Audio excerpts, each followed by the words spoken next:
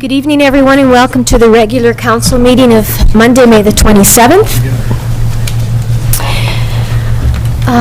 Corporate officer, do we have any late items or anything changes the agenda? Yes, a couple changes. Item 11.3 regarding the Cartwright Mountain Strata. Neighborhood Park? Neighborhood Park. That item is going to be removed because we received late information from the Strata that they won't be moving forward from their perspective.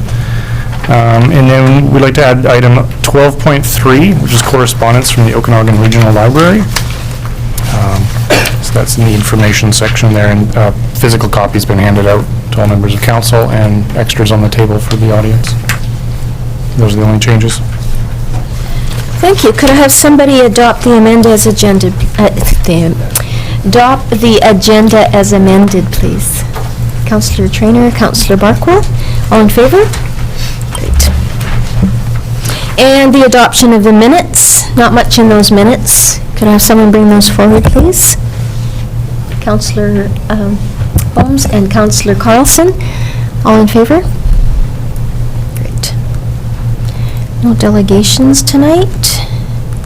So item 6, opportunity for the public to comment. 15 minutes maximum. If you would like to speak, 2 minutes, please, and introduce yourself and your address as you would come up to the podium. Thank you.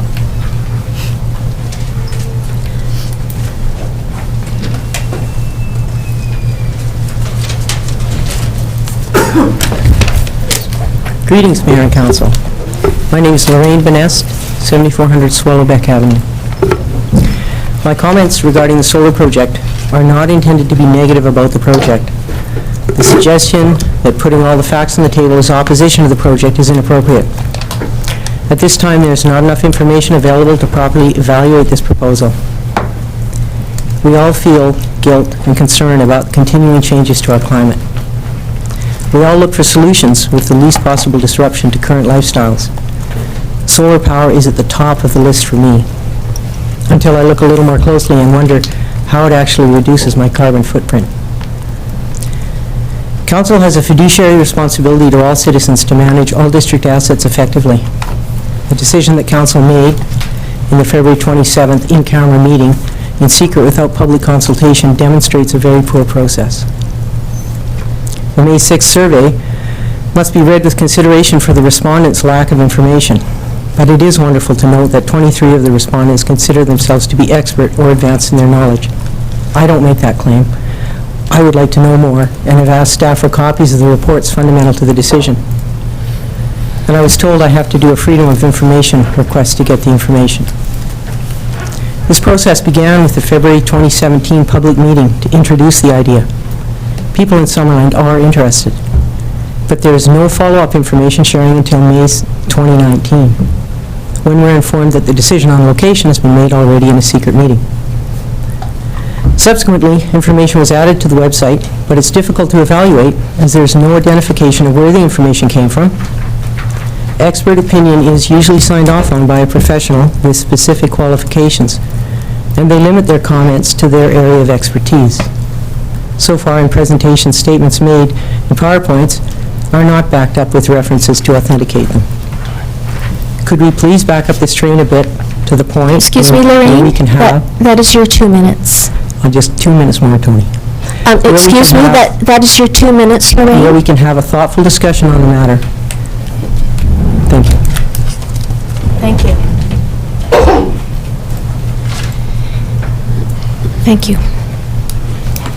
Hi. Mayor and Council, I'm Dean Chalmers. I'm the Commodore of the South Okanagan Sailing Association. And did you want address? Did I hear that correctly? 15010 Tada Avenue, Summerland.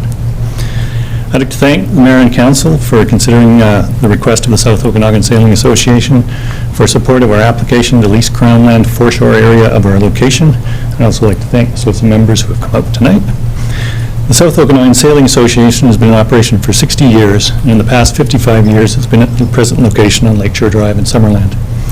In that time, the member-run not-for-profit society has promoted the enjoyment of small, unpowered watercraft for families of the area and visiting tourists. In addition to providing club members with access to the lake, a place to keep their boats, and a great social setting, SOSA has, through its Learn to Sail program, administered instruction in sailing, small craft handling, water safety to over 5,000 people, mostly youth, and provided summer employment for high school and university students as instructors. SOSA has maintained public access to the property, which is designated park in the official community plan, and often hosts events open to the public. In 2017, SOSA suffered a severe damage to its infrastructure due to the flooding, and particularly an aging dock and a retaining wall along the shore. In the process of applying for permits and fundraising to replace this infrastructure, it came to light that we actually do not have tenure on the foreshore area of our property. The lease we have with the district is only for about the back one-third of the property. The foreshore, which was infilled before SOSA occupied the location in 1964, is designated Crown land. In order to continue operations and rebuild the infrastructure, we need to obtain a lease from the province, and we're asking for the council's support in this application and a matching lease once we do obtain a lease from the province. Thank you. Perfect timing.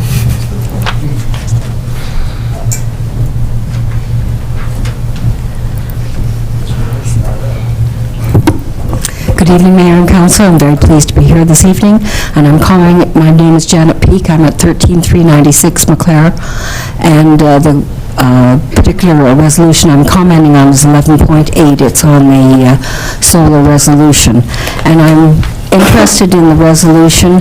I am pleased to be having a solar project, but I am also concerned that I believe the greater value in the Cartwright lands, or as they were known for many years as the college lands, is in the capacity for housing to be on that property eventually, and the capacity for people to live in their homes, and for us to be able to collect more taxes that will help our costs for the municipality. And I did ask to get a meeting, but David Patty was not available in the time frames I was. I don't know exactly the acreage on the lands, and I do not know if in fact the solar panels going where they will be located, whether they will impede access for a future plan for housing. So those are things I'm interested in. I also see that in the resolution it talks about an expansion of the solar project, which at this point, up until this point, I had not thought that it was included in those discussions, and I would like to hear some expansion of that discussion. So I would be very interested in your discussion this evening and the future decisions you make on the site. Thank you very much.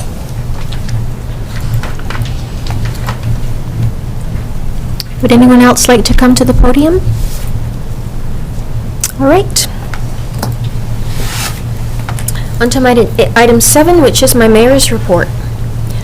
Wednesday, May the 15th, I spoke at the Summerland Chamber Luncheon. It was well attended, and I do thank the Chamber for the opportunity to bring their members up to date on this Council's plans and priorities for 2019. I look forward to bringing another update next spring. Several business leaders have contacted me since Wednesday. We know there are both issues and opportunities in Summerland, and the district looks forward to working together to find solutions and move on opportunities. Thursday, I attended the Make Water Work 2019 launch in Kelowna and made a personal pledge to continue to make efforts to reduce water consumption. As in the past, residents in all communities in the Okanagan Basin Water Board area are challenged to make their pledge. So let's get those numbers up, Council and the rest of Summerland, and you can make your pledge at makewaterwork.ca. I spent Saturday on a tour through the Trout Creek Ecological Reserve, a Meadowlark Festival tour led by Summerland's own Don Gayton. The reserve is one of the first created in BC and is home to 135 plant species, as well as an extensive list of bird species. Don spoke about the importance of grasslands and our dry forests, and how fire ecology maintains balance in natural environments. And while we were out there, we saw a black bear and a rattlesnake, both alive and well. Thursday was a full day at RDOS. Included in the agenda was a presentation to bring the new board up to date on the last many years of discussion on options for a regional composting facility in the RDOS region. Waste management is a complex topic that can be quite divisive. we can anticipate much more discussion in the upcoming months. We also had a discussion on the new ALC regulation that transfers decisions on cannabis processing facilities, so cement-based, on ALR land to local governments from the Agricultural Land Commission. District of Summerland planners will be reviewing our relevant bylaws and bringing amendments forward to council for discussion. I ended the week with a meeting with the Premier and Minister Selena Robinson, the Minister of Municipal Affairs and Housing, and others. The meeting was an opportunity to discuss the impacts of wildfire on our communities and give our thoughts on what is working and how the province could better support us. Later in the day, I attended the announcement by Minister Robinson with SOWIN, South Okanagan Women in Need Society. The province has funded 12 permanent homes for women and their children who have left domestic violence. Later tonight, I will be highlighting a piece of correspondence from the minister about several funding streams for a variety of housing options. She and I had a short but very informative talk on Friday about a number of potential housing opportunities that I will be sharing with council and staff in the upcoming weeks. Please join Summerland residents and visitors at the Action Festival beginning Friday, including the Giants Head Walker Run on Saturday, hosted by our recreation staff. Councillor Aaron Traynor will be filling in for me at Action Fest duties as acting mayor. Thank you, Aaron. And speaking of activities, don't forget this is Bike to Work Week. Visit Go By Bike BC website to register for a chance to win prizes. Thank you. And I see that Councillor Carlson has made 2 trips into Summerland on her bike today, so well done, Councillor Carlson. At least, yeah. And now on to our acting CAO's report. I have no report, Madam Mayor. Oh, all righty. Item 10.1, council procedure, sorry? 9. Item 9. Oh, did I Business miss one? arising. Business arising. Oh, yes, you did hide it. Business arising from Committee of the Whole and closed sessions. So from the Committee of the Whole today, we've got a few items. Okay. They're up on the TV there. We'll go through them. So the first one, so these were recommendations from Committee of the Whole, so it's up to council to pass them as actual resolutions. So that the District of Summerland continue to partner with Interior Health to promote the health and wellness of the community and reduce the risk factors for chronic disease. Okay, so could I have someone bring that forward? Councillor Carlson and Councillor Holmes. All in favor? Thank you. Second one, that the Asset Management Strategy Report dated May 21st, 2019 be received for information. If anyone wants to see that, it is in the agenda package for today's Committee of the Whole. Thank you. Councillor Patton and Councillor Traynor, all those in favor? Great. Is there another one? Couple more, right? The receiving ones? No? That's it? That's it. Now, on to 10.1, Council Procedure Amendment Bylaw Number 2019-024, Corporate Officer. So a couple minor changes, actually changing back to a previous deadline of the previous council procedure bylaw to make the agenda packages come out at 4 p.m. on Wednesday at the latest instead of Thursday. This gives council and the public more time to review the documents. Don't have to spend all weekend on it. In line with that, the submission deadline is also moved up a day to correspond with that. So any correspondence coming in from the public that would normally go on the agenda has to be in by noon on the Monday. Otherwise, it'll show up as a late item or go on to the next agenda. So that's the one change. The other change is a clarification of what was called the public media question period at the end of every regular council meeting. It's actually a comment period. Staff and council can't really rightly answer questions on the fly without all the information at hand. So certainly questions can always be asked at public comment times, but it's up to staff and council to research that and get back to the public about it as appropriate. So a couple changes for consideration for a bylaw. All right, any questions of our corporate officer? No? Could I have someone bring that forward then, please? Councillor Patton and Councillor Barquil. So reading first and second and third time, correct? That's correct. Okay, and are you seconding, Councillor Barquil? Yes. Thank you. Any further discussion on this? Councillor Barquil. I guess there's not a lot to be debated on this, but I do, I'm glad to see these amendments. Okay, I'll call the question. All in favor? Any opposed? Now on to item 11.1, auxiliary firefighter remuneration, a policy revision, and I will ask Renee to comment on this, please. I think actually, sorry. Glenn's here. Oh, Glenn, you're going to do this already. This one's for me, yes. Madam Mayor, this is for consideration of council to amend the current policy for auxiliary firefighter remuneration. This item was brought forward as part of budget deliberations earlier this year and was included in the approved budget process. The proposed increase is already included into the fire department operational budget for this year. And the current policy was adopted in December of 2012, and there has not been any changes or increases to the remuneration of the auxiliary firefighter since then. Okay. Any questions of our fire chief?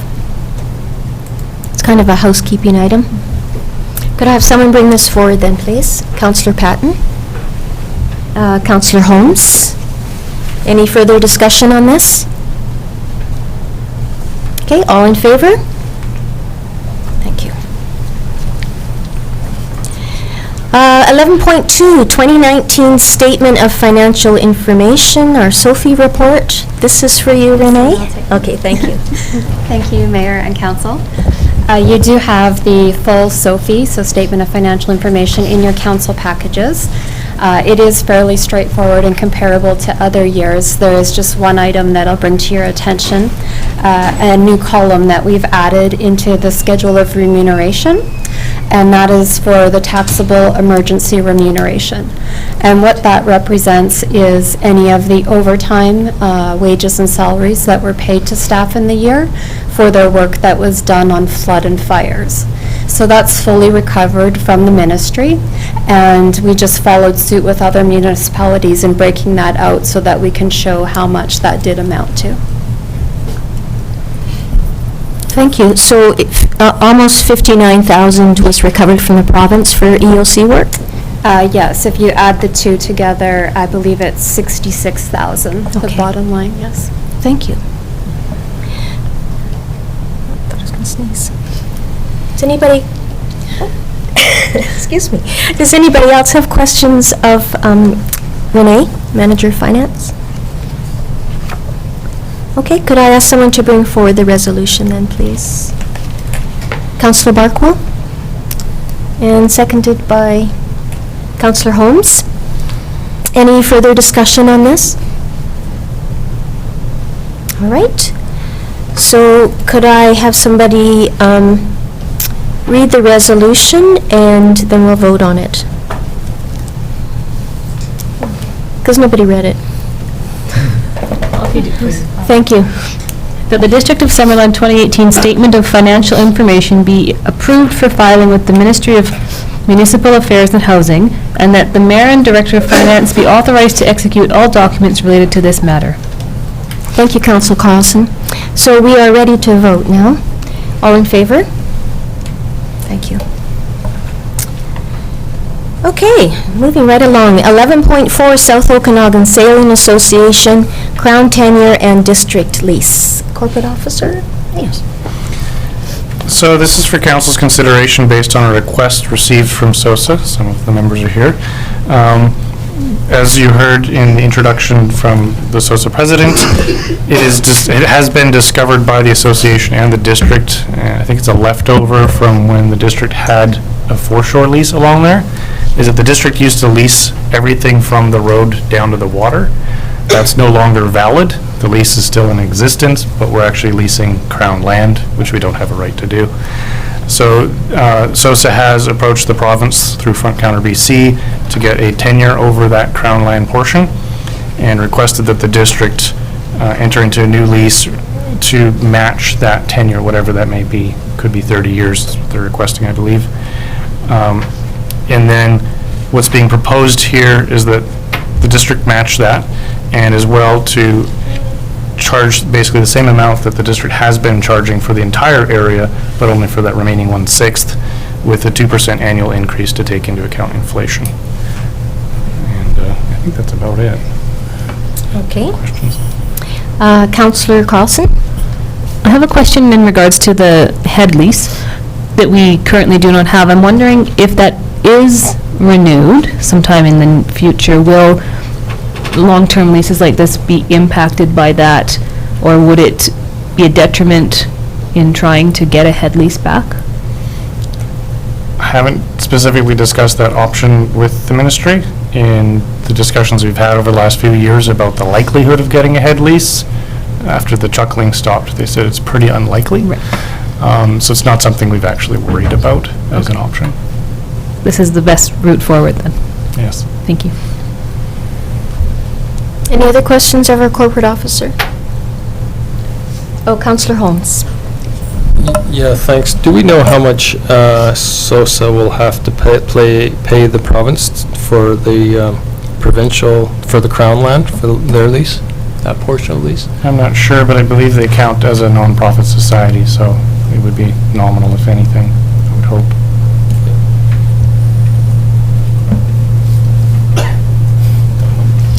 All right, any other questions? Could I have someone bring the resolution forward, please? And I'm sorry, but I'm going to ask you to read it. Councillor Barkle? I move that the South Okanagan Sailing Association's application to the province of British Columbia for a 30-year tenure of the waterfront portion of Crown land lying east of district property with a PID of 011-781-688 be supported, and that the South Okanagan Sailing Association's request to extend the current lease of the upland district property to match the term of the tenure granted by the province to a maximum of 30 years be supported. And we'd do them both at once. Okay. And that staff be directed to lease the property, the district property with PID, property identification number, 011-781-688 to the South Okanagan Sailing Association for a term that matches the tenure granted by the province for the adjacent waterfront Crown land to a maximum of 30 years at an annual rent of $2,400 plus 2% annual increase, and that the mayor and corporate officer be authorized to execute the lease. Thank you, Councillor Barkle. That might not be the last you hear from me tonight, but it means a lot. And seconded by Councillor Carlson. Any further discussion on this? I actually have one question, and I should have asked it before. When we say be supported, is that with the letter, or is that simply, how does that work? We will provide a letter to SOSA that they can forward on to the ministry. Okay, saying that we're interested in Yeah, we'll working be with them. and- quoting the resolution in the letter. Right. Perfect, thank you. Any other discussion or questions? All right, I will call the question. All those in favor? None opposed. Good. 11.5, the Organic Infrastructure Program, Commitment of District Funds. Candace Pillings. Yes, good evening, Madam Mayor. Back in March of this year, Council directed staff to submit a grant application for the Organic Infrastructure Program for the Summerland Organics Processing Facility project. At that time, there was a high-level cost estimate for the project of $1.6 million for the facility, one-third of which the district would be responsible for, around $536,000.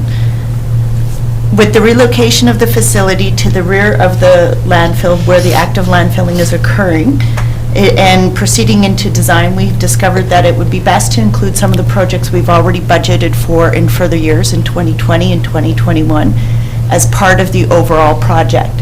And in doing so, we would be including them in the grant application and the grant funding should we be successful. These 3 projects, or there are 5 projects overall, but 3 of them were budgeted for and 2 were not yet at this point. The 3 projects that were already accounted for were the leachate management plan for the landfill, the review of the septic ponds and repair, and the perimeter fencing. With the location that we're in, those would already have to be done as part of the design work for this project. And additionally, we've added in, because the grant has now opened it up for availability, an education portion for the residents on how to separate foods and process and move forward with the process of collecting organics in their waste, separate from their waste, and also the inclusion of a budget for repairs or a brand-new leachate pond should we need it. And so we've included those funds in there also. So in doing so, we have increased the budget of the project to $2,371,000. And in doing so, that would increase the district's 1/3 portion to $790,500. And what we would do is then those funds, those additional funds would come from the ones that were already budgeted for the original 3 projects in 2020 and 2021, as both the organics facility project and those 3 other projects were running over those years anyways. And in fact, it would, if we get the grant funding, it would be under that full cost that we had already budgeted for. So in doing so, that would also help us make sense financially. And so staff is requesting that council commit the amount of $790,500 for the full grant, or full 1/3 of our portion of the grant application to the Organics Infrastructure Fund program. Thank you. Sounds like a great example of fiscal responsibility. If we can get grant funding, let's do that. Good thinking. Any questions of our manager of, well, her title goes on for a bit, so I'll just call you Candace. Councillor Holmes. Yeah, thank you. So just to clarify, so previously these other items weren't allowable under the grant for the grant, and they changed the scope, and now they are allowable? Just when it came to the education, the other 3 were projects that we were doing outside of the grant. That was a requirement anyways that we needed to do to bring our landfill up to compliance. But with the new location where it is that we're looking at and applying for, they actually would become part of the project because that's the same area, so it only makes sense because we would be like fencing the same area, we would be collecting leachate from the same area, and we'd have the same plan as far as what we're thinking of doing with the leachate, which is to pipe it over and sprinkle it over where our septic ponds are and use an evaporation system. So at the time when we originally were looking at it, we just didn't know that the 2 would coincide so well until design really started, and then it was discovered that it was a better fit for both projects. And so we would get grant funding for that portion? Yes. Because it fits with the, yeah, okay, great, thanks. If we get our grant. If we get our Fingers grant, crossed. yeah. Councillor Traynor. I just have 2 questions. First, when do you expect to hear back on the grants? And then if we are successful, what's the time frame for doing these projects? So the expected date to hear back from the grant is the end of June. The application's already gone in. We just have to agree to committing our portion of the funding. Typically, we'll hear right around there. It might be a little longer. If we get the grant funding and we proceed, we are expected to finish design this year, and we're aiming for end of construction by end of next year, with a little bit of leeway should we need it for the spring of 2021. Did I do my math right? Yeah. So yeah, so it should be up and running hopefully within a year and a half. Okay, thank you. That's great. No. Any other questions? Okay, could I have someone bring that resolution forward, please? Thank you, Councillor Holmes. I'll move that the BC Organics Infrastructure Program grant application for the Summerland Organics Processing Facility project be supported, and that council commits the district's share of the project cost, which is estimated to be $790,500. that right? Mhm. Something like that. And will be allocated from the Community Works Fund Landfill Improvement Reserve and Debt. Thank you. Seconded by Councillor Carlson. Any further discussion on this matter? Just Councillor that I hope we're successful, because I know that bringing this component of our landfill into compliance is really important and should be seen as a very positive project for the community right now. Councillor Patton? Thank you, Madam Mayor. When we talk about our landfill improvement reserve and debt, what is the debt component? Is it tax funds that we'll be using for the debt? Because my other question, my second half of the question is, and I brought this back up when we first talked about this, was what is, to service that debt, there's going to have, I would assume, that there is going to be a fee levied to our 4,500 homes in Summerland that will get pickup. And I'm just wondering what that cost may be if it is to service that debt. Can you answer that, Candace? Yes, I can actually. Thank you. So as part of the original budget, it was planned that just over 500,000 of it was going to be borrowed. The exact terms were never really set, but it was assumed that it would probably fall in the 5-year mark that we would do the borrowing under. So that's what, when it says the debt, that is just still that existing portion that was already approved in our budget. I don't have the exact numbers, but it was around the 500 mark. As far as what the additional cost will be outside of the actual construction that you've been asking about, it's really going to be dependent on what residents and the community determine is how they would like to deal with splitting out the food waste from the garbage. So if they follow one method, it'll be this much, and if they follow another, it'll be this much, and it will be something we won't be able to answer until we go through public consultation or like public or discussion on the matter, which we won't proceed until after we've received grant funding or not, because if we don't receive grant funding, we'll need to revisit the project. There will be other costs too that you've been asking about, things like additional employees and stuff. So it's estimated that we're going to be probably like 1.5 employees to run the facility, but in the same boat, we already have, we're going to have some machinery in there that will help with the grinding of our wood and stuff like that. So additional costs will be dropping on other ends to cover it. So some of the existing work that we already contract out will be brought in-house by doing so. So we're hoping to balance it out fairly good, but until we get further into the design, I only took it so far so that we could apply for the grant. I didn't want to spend the money unless I knew we were getting the grant funding, so. So more to come. More to come, unfortunately. I'd like to give you all the answers, but. Thank you very much. Okay, thank you. Any other questions? Okay, I'll call the question. All those in favor? Great. 11.6 Earth Week and Earth Day 2019, an update from Tammy. Thank you, Madam Mayor and Council. As per your package, Summerland hosted its 10th annual Earth Week celebration and 13th annual Earth Day celebration, and everything was very successful. We tried some new events, including a film series with the high school, which was great. We had between 60 and 100 students attend each of 4 different films that we showed, that they selected, they introduced, and they led discussions on. So the start of, I think, a really exciting partnership, and you heard from the students who were here earlier at Committee of the Whole that it also opened the door for staff to go and speak with their leadership group and speak with their staff to inform them about other opportunities to get involved with the work that the district is doing.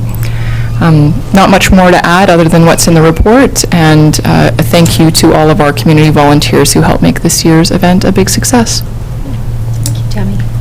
Any questions of Tammy? Councillor Traynor. I'm just curious, do you know approximately how many more people signed up for an e-bill this year?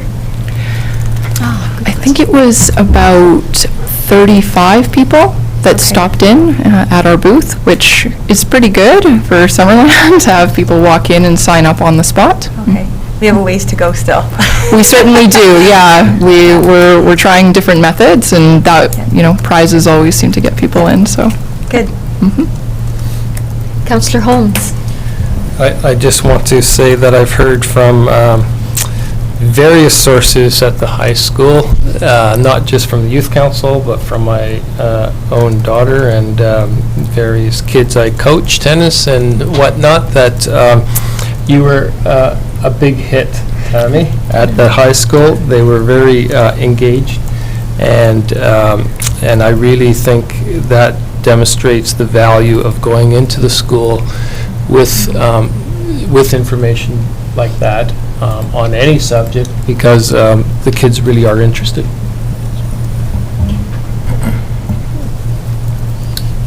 Thank you, Councillor Holmes. Anything else? Could I have someone bring forward that resolution to receive for information, please? Councillor Traynor and Councillor Patton. All those in favor? Thank you. 11.7, Solar and Storage Project, May 6th, 2019, project update results. Again, to Tammy, thank you. Thank you, Madam Mayor and Council. As per the report in your package, wanted to report out on the results of our May 6th Solar and Storage Project update. It was very well attended with over 100 people in the audience, including staff and council, and we received really great feedback as well. More than 80 people took part in our survey, which again is, we're pretty happy about that. So we think a good representation of folks giving us their opinion, and the results of the survey are included in your package. Thank you. Great. Any questions? Sure. Oh, Councillor Barkwell. Yes,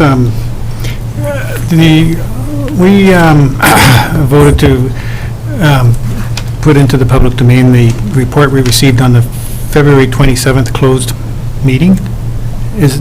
I've been looking on the website and I don't see that. My apologies if it's not clear. That information is on our website, summerland.ca/solar. With that feedback, we can try to make it a little more prominent, but it is there now. There is a link.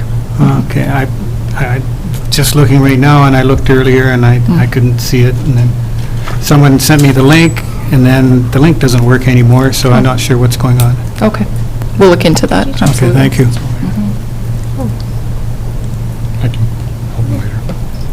Okay, so you'll follow up with that, Tammy? Right now, yeah. Oh, thank you. Any other questions? Councillor Traynor.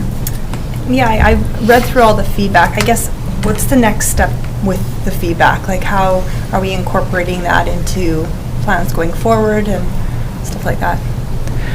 A number of respondents asked for a direct follow-up, and so staff will be completing that in the next week or two, getting in touch with those folks and responding to their comments directly.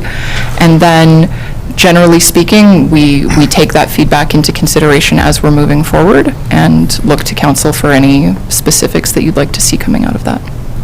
Okay, thank you. Councillor Barkwell. Yeah.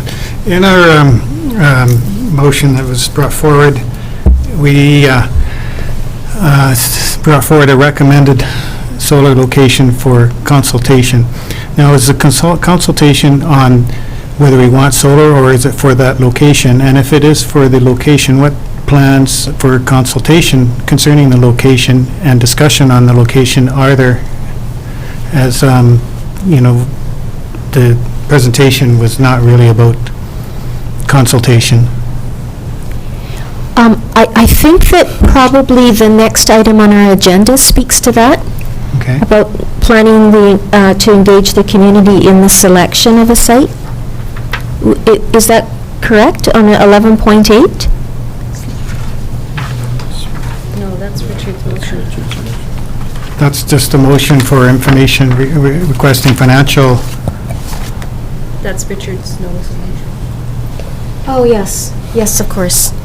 My So apologies. question, is, I mean, and it's, I'm not sure even who the question is. Is there going to be consultation? Is council going to give staff that direction? Does staff understand they have that direction? Or is is it that's a recommended site and that's the end of the story? My understanding that from emails with our former CAO was that this was going to be brought forward for consultation.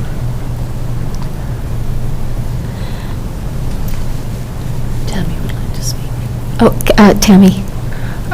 Thank you for that question. My staff's understanding is that the motion that was passed on February 27th is to engage the community regarding the site. We haven't received direction using the term consultation, so we've taken the direction is to engage the community and to share the information that we have at hand about the site, but not that it was a question that we were asking the community per se. So there's no plans to engage the community on discussion of alternative sites? At this time, the motion that's been passed identified a preferred site and asked us to engage the community regarding that preferred site. Well, I guess that answers my question.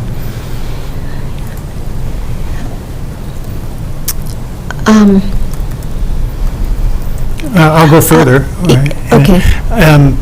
I would not be willing to say that the fact that this decision was made in a closed session, which it shouldn't have been, we've been advised that it shouldn't have been, and, although council can take responsibility for that, the buck stops here. On the other hand, going into that session, we didn't know what we were going to be presented with and whether it should or shouldn't be a closed session. So I couldn't say for sure whether that invalidates that decision or not, whether proper consultation is required.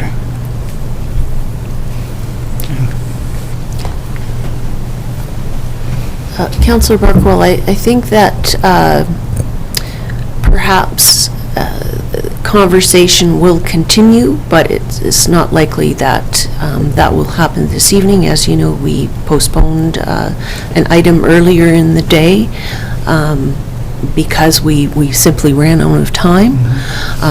So I think you need to let the process unfold a little bit more naturally at this moment. I'll raise the question with the interim CAO. Absolutely. Councillor Carlson? Just want to add a little bit to this. Back in, I believe it was August 2018, the information is still available on your agendas from that day. There was a committee of the whole meeting, and I believe 2 preferred locations were discussed, and those were going to be taken back to look at further. One of those was the potential proposed location, which was talked about just 2 months ago now. And I think that at the time, which is last August, it was a public piece of information.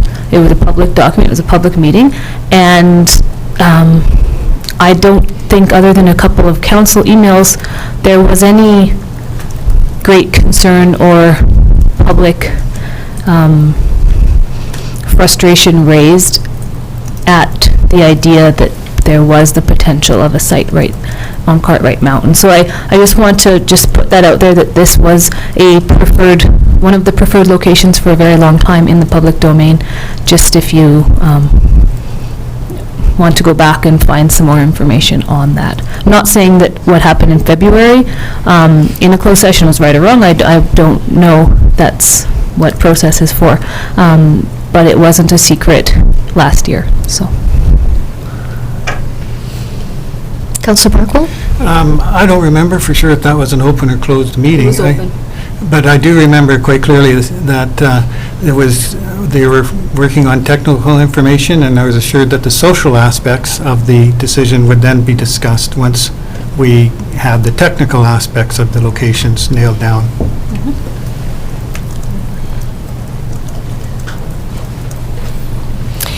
Tammy, may I ask you a question?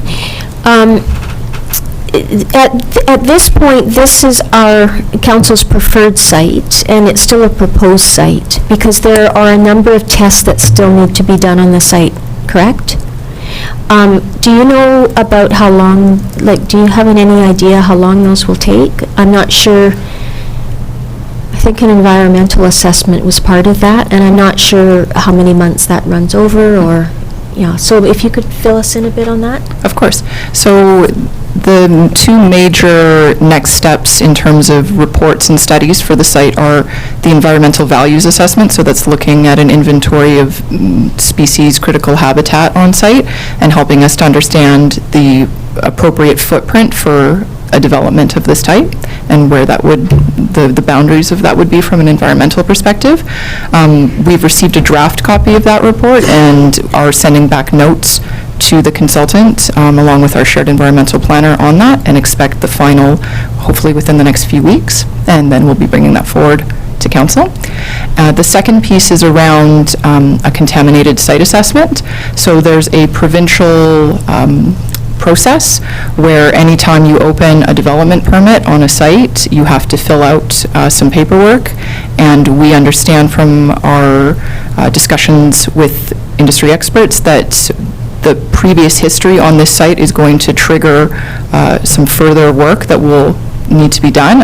The province will tell us most likely, that we haven't confirmed it, but most likely they will tell us we need to do what's called a stage 1 assessment, which looks at the potential for contamination on site. We expect, based on our knowledge of the previous history there, that they will then direct us to do what's called a stage 2, which is drilling boreholes and investigating further what potential contaminants are on site. And we'd like to do that work at the same time as the geotechnical to save costs, because drilling boreholes is the most expensive part of either of those studies. And that entire process, we expect to take somewhere in the 3 to 5 months before the province would give us their response to those reports. So those are the next steps that we're looking at. Okay. Thank you. So several months anyways. As I say, the environmental will come back quickly in the next few weeks, and then this longer piece with the province, we're sort of within their timelines. And Yes, of course. that's a requirement. We can't sidestep it by any means. And they will tell us, based on the results of the stage 1 and stage 2, should it go there, which we expect it will, what type of remediation would be required on site, and that's dependent on the final use of the site. So we have to remediate it before any use changes. Right. So if they find something underground, then that needs to be remediated as well as the... So we would have to Anything. produce a plan for the province to tell them how we plan to mitigate risks from any potential contaminants, and to what level will depend on the use of the site, and the province will be the final say on what level of remediation is required. And again, that's a use dependent.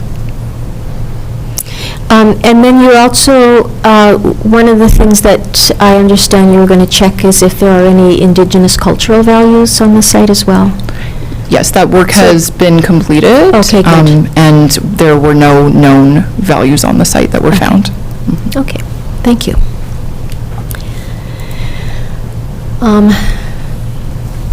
Any other questions? No, but I can bring a motion forward if no one else is. Patton, do you have a question? You look like you want to speak. If I may. Thank you, Madam Mayor. I would just like to put it out there that, and it may be coming forward, that we do have a second alternative site that we could view for the solar project. I think the solar project is a phenomenal idea. The site, it's a council decision, though wasn't my decision. And I know that you just said we have about 5 months worth of testing for the site profile, everything to do with the contaminants. We also know that there's probably 2 years from the time you order the panels till the time the panels are delivered. So we're looking at 2.5 years. And perhaps during that time, maybe some developer with very deep pockets would like to come and do something with that site that would help us get the sewer down to Deer Ridge. I would like also to be able to know that we do have an alternative site. So And I know that it's temporary, it's not a permanent, but there's still a cost related to moving. So I'm just putting it out there that I would like an alternative site, just so that if things do change or things do happen, that we do have an alternative site to look at putting the solar arrays. Thank you. Thank you. Following up on that comment,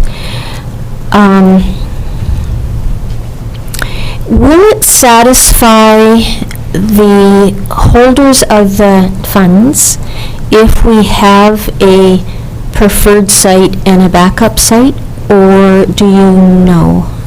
I would hate to lose the funds for this project. I won't speak for the funders. I have left a message for our main contact there, but he perhaps is on vacation or something. I haven't heard back in the last couple of weeks, but I'll be following up to have a frank conversation about where we're at and ask sort of where they're at and go from there. It would be great to have that assurance from them. Councillor Holmes? Yes, thank you. Just following up on that, when, at what point are the conditions listed? Do we know? Like how? So my understanding from the last conversation that was had between staff and the funder, which I was not directly part of, is that the conditions have been essentially lifted and they're prepared to give us a contract, but they advised us that without a location, they have to fill something in for the location, basically, and that if we changed that later, that would constitute a contract renegotiation, and that would not be something they're very excited about. So they sort of want us to be quite firm. Now, of course, that's part of why I've asked them to follow up so I can get the straight goods and hear exactly what the details are, but that's my understanding from that conversation. Councillor Carlson? Just another question then. The scope of the study that was done on suitability was quite broad, and we have, like I said earlier, back in August, there was a couple of different locations that were presented. So is it fair to assume that a alternative, maybe not quite as ideal location wouldn't be that difficult to find based on the study that's already been done?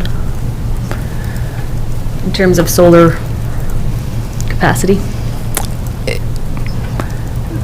There's always risks to the site, right? Like to be honest, like the environmental stuff and the contaminated sites present risks to this location regardless. And so we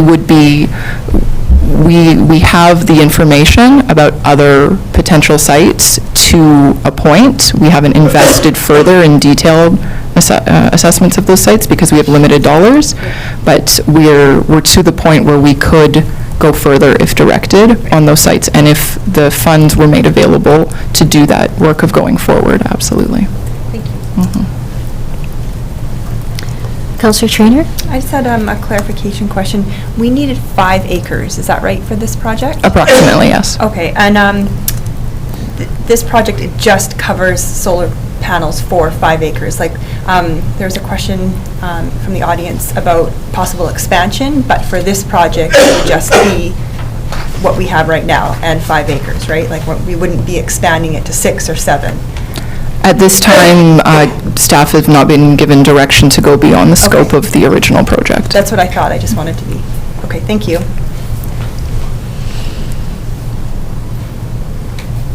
Okay, so we're still on 11.7, receiving the report for information.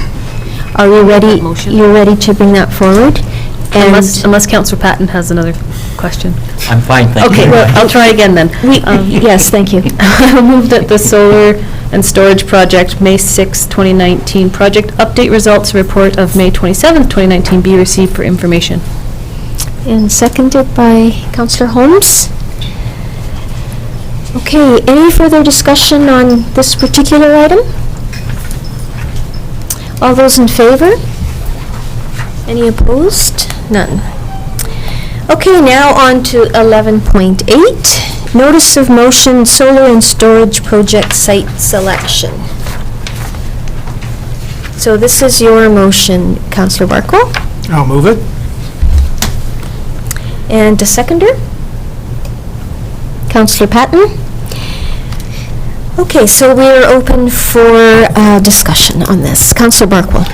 I'd like to make a simple analogy regarding this motion, and that's to, if you were to be building a road, and you had some alternatives to consider, and one might be a more expensive route to build, and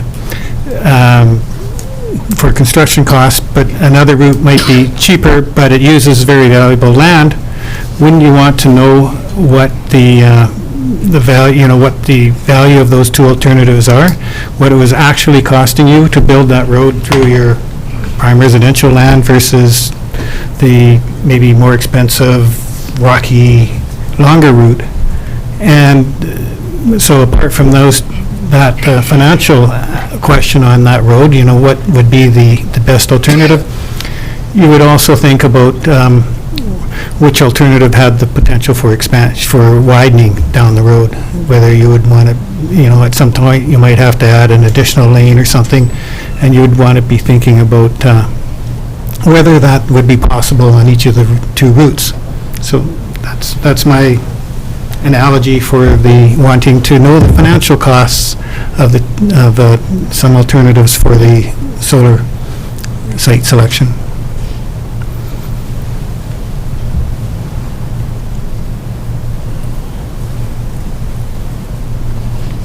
Does anybody else want to weigh in on the discussion? Councillor Holmes. Okay, when I look at this motion as a whole, there are some things I would support, there's some things I don't think I could. I certainly would like to know why the land around the water treatment plant wasn't included in the original survey of lands, and whether that would be a viable location or not. When we start talking about highest and best use, that's very subjective, and I don't really quite, when you talk about what best use is, and the value of land, of public land, we could say how much would we get if we sold off Peach Orchard Campground or Peach Orchard Beach if we did put residential housing or duplexes there, and I'm pretty sure if you're just looking at a pure financial perspective, you'd say, well, why are these parks? It doesn't make sense. We can make a lot more money by putting some condos there, right? So I think you have to, it's not just about how much you can get for a chunk of land. And I guess I'd ask Councillor Barkwell is, okay, you fill all those up with houses, and then what? And then where are you going to put the next lot of houses? To me, it's sprawl.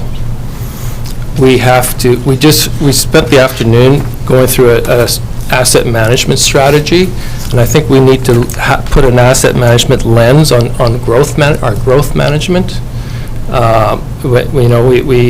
In our strategy, we talk about scenario modeling, establishing scenarios for the district that incorporate growth, infrastructure, climate change. And so if you're talking about value of land, you can't ignore then the cost of putting in infrastructure, maintaining infrastructure, renewing infrastructure.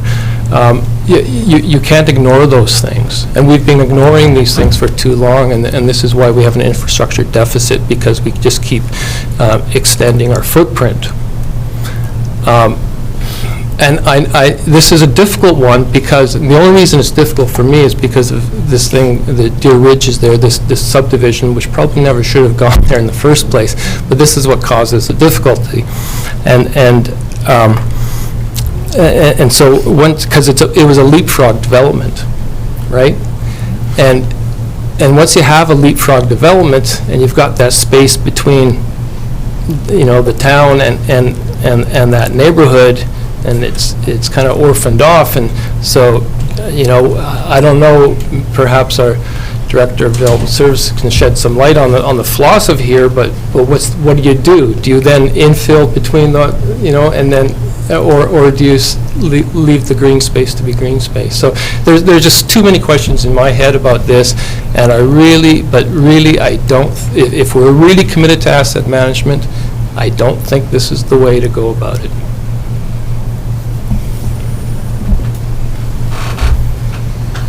Would you care to comment? Yes, I think I would like to make just a brief comment in the sense that from a planning perspective, and I think we'll get into the discussion a little bit later in the agenda in terms of what kinds of decisions are made at what points in the planning process. This is supposed to be a conversation about a good site for a solar array. This was not intended to be a review of the studies that took place between 2013 and 2015, is my understanding, in terms of the urban growth boundaries and the official community plan, policies and objectives with respect to growth and how we would grow or infill. My concern from a planning perspective is that the two processes need to be untangled from one from the other, and my concern is that we're talking about changing designation that seems to be fairly ideal with some concept of something that might have happened in the past. Sometimes we have to evolve, and while it may have seemed like a good idea some decades in the past to do these types of greenfield developments, it is, as Councillor Holmes says, then a question of just because perhaps you did something you shouldn't have in the past doesn't mean you should continue to do those things. There's always the chance to revisit the policies and consider the options. And it seems to me the evidence in the official community plan to the planning group that is here now, given that's the document that we have to follow, that the intention is clear, that there isn't a wide agreement, and the review that happened suggested that maybe residential development isn't appropriate there. So if we're going to rehash that, I would suggest we need to revisit our priorities, but that is my concern that I see, is that the solar project and official community plan policies, they're tangled together in a way that is not beneficial for either of those things at this moment. Councillor Barco? Councillor Holmes has some doubts about the concept of the highest best and best use. That's the only alternative. That's used all the time in valuations. If you were to go buy a piece of Crown land, that's the term they would insist that their appraisers use for that particular piece of Crown land. This particular piece of property is immediately adjacent to services, so I don't see that as sprawl. There's nowhere else in town that you can go to that provide expansion. We can't go to the east because the lake's there. We got Hunter Hills coming on the north. There's a little bit of space on the south. So in 30 or 35 years, when you have a 50% increase in the population, you look around here, where are you going to put, this is if you want to stop growth in Summerland, if that's your agenda, then this is the place to put it. It was clear from this council's discussion, if you watch that video of our meeting in 2016, that everyone at the 7 people on this council table said that the plan was for development through that area. So somewhere, without any consultation or any discussion, that's changed, because there was 7-0 that, and everybody saying that this was the gateway or one potential area for growth because it was adjacent to services and such. So that puts a big value on that land. So that's a consideration. Now, if you want to make a decision without knowing the financial implications, then vote against the resolution. That's not the way I would do it. Councillor Carlson, and then I'm going to speak, please. So I have a couple of comments and thoughts on this. I think that it's important to remember that what we're talking about is putting in a really unique, forward-thinking project at a location which has the proper and ideal technical and location settings for what we're trying to do. We're not selling it to anybody. We're not selling any of the land to anybody. The District of Summerland will retain that land, and it's going to be earning revenue for the District of Summerland. It's going to be hopefully, it's going to be a showcase and something extremely unique that we need to be looking forward to. I understand that there's a frustration at the urban growth boundary. I also understand that we're restricted greatly by our geography in this community. They're restricted by their geography in many communities throughout this valley. And a lot of time and energy and thought has gone into developing and planning cities like Kelowna. They can't expand any further, right? They're in the same situation. It's unfortunate that Ron isn't here this evening, because he went through this very similar process in the city of Kelowna, where all of those single-family houses that have always been in Kelowna are being turned into duplexes and multi-family homes and townhouses, and there's a lot of potential. And I think that as we move into 2020 next year, guys, like that, I think that we need to look at it knowing that that land isn't going anywhere, and we still retain that ownership, and we're going to do something really high value, high excitement, and it's got an ecological component to it as well. So I think we should just grab that and we should go with it, and then let's have that conversation. Let's talk to our planning professionals.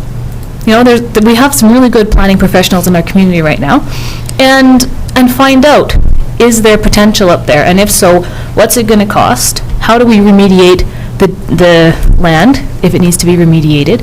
And, in 10 or 20 or 30 years from now, when we need that land for something, what is that going to look like? But there's no plan right now.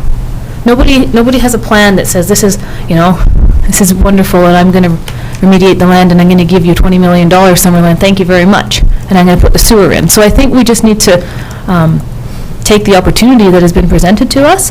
There is, I think, one component to your resolution that I could support, and that's the part about having a financial information on alternative sites, perhaps near the landfill or the water treatment facility. And I think that it would be worth knowing what would it take, and would that be technically feasible to put a solar array out there. But I don't see this as the last. I see this as the first step, and the potential to do more is there. May not all be at one site, may not be in the next 5 years, it may take a while. But if this is successful, I think we could really all benefit from it. So I understand that there's a location issue, but I think that getting behind something as forward-thinking and progressive as this is worth our energy and our fight right now. My turn first. Okay. And then yours. A few of the things that Councillor Carlson and Councillor Holmes have just said, I think bear repeating. But one of the reasons why this was selected by council as the preferred site is because it has the best technical aspects to it. The best chance of the sun, not too much rain, not too much dust. It's relatively close to town. It's easy to tie into our existing grid. Those kinds of technical things. On the other side of things, well, maybe not on the other side, but planning-related items, it's currently not in the urban growth area. It would require an OCP and zoning amendment. It is a brownfield. It is in an interface area. And in my discussions, our discussions with the Premier on Friday, although he didn't come right out and say it, the question was asked, you know, should we be building in interface areas, given the costs of wildfire and the safety aspect of that? And he said, well, that's a decision of local government, but I think it is something that local government needs to start taking seriously. So that's another thing. As far as something happening there in the next, I don't know, 10 or 15 or 20 years, because there are aspects of the site that make it more expensive for development. Having grown up right in that area, it's over 40 years since I have heard over and over again that land is going to be developed. And it was like, oh no, you know, we're going to lose our play field and everything. Well, here we are some 40 years later, and it still is not developed, and there are reasons for that. As far as 7 of us agreeing in the last term of council, I would like to suggest that we did not have the option to have a solar garden at that point. I don't believe that when we had this discussion, we even had a sustainability and alternative energy coordinator, such as Tammy. And I would also like to say that I retain the prerogative to change my mind when I have more information. So that's all I wanted to say on that. Councillor Patton. Thank you, Madam Mayor. Councillor Holmes actually spurred my thoughts here in regards to our asset management. And so as this project goes, the solar array is going to be part of our assets, municipal asset that we own. The lines to it, the roads going to it, everything that goes to it. Would it not be prudent to have an appraisal on the property? If it's college lands and it's zoned institutional, then we know what the value of 5 acres is. Is that 5 acres worth $1 million an acre? Is that land worth $100,000 an acre? But it is a true reflection of what the cost of the project is. Just because it's municipal land doesn't mean that there's no value to the land. There's still value there, and I think it just gives a cleaner picture and a more transparent picture of what the total cost really comes. It's a fantastic project. I've said that a gazillion times. It's just that the true value should be reflected. And if we look at the college lands, and I apologize, I don't know what the zoning is, if it's institutional, if it's industrial, or whatever the case. It's administrative, yes. Yes. So there is a value, and if it's 5 acres, then at least we know what the value is as part of our asset management that we're going to be dealing with, and as we've been talking about. Thanks. Councillor Traynor? I think I take some comfort in the fact that we're, like Councillor Carlson said, we're not giving away this land. We still own it. And I don't really see it as costing us anything. I mean, it's good to know what the property's worth, but we're not selling it. We're just using it for a different use for a certain amount of time. And I agree, like housing might be a good spot for housing one day.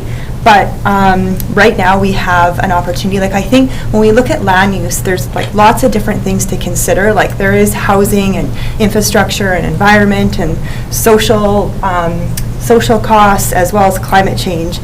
And so like I said, I take comfort in the fact that I feel like we're just borrowing this for now, and because we have an opportunity that's come up. And when the solar farm reaches its lifespan, then then we have the opportunity to discuss what we want to do with that property again. I mean, I don't think that we'll ever find a perfect spot, unfortunately. Like, there's always going to be issues, whether we go out to the landfill or to the water reservoir, or we use this one that's close by. So there's not a perfect answer, and I think we just have to do our best.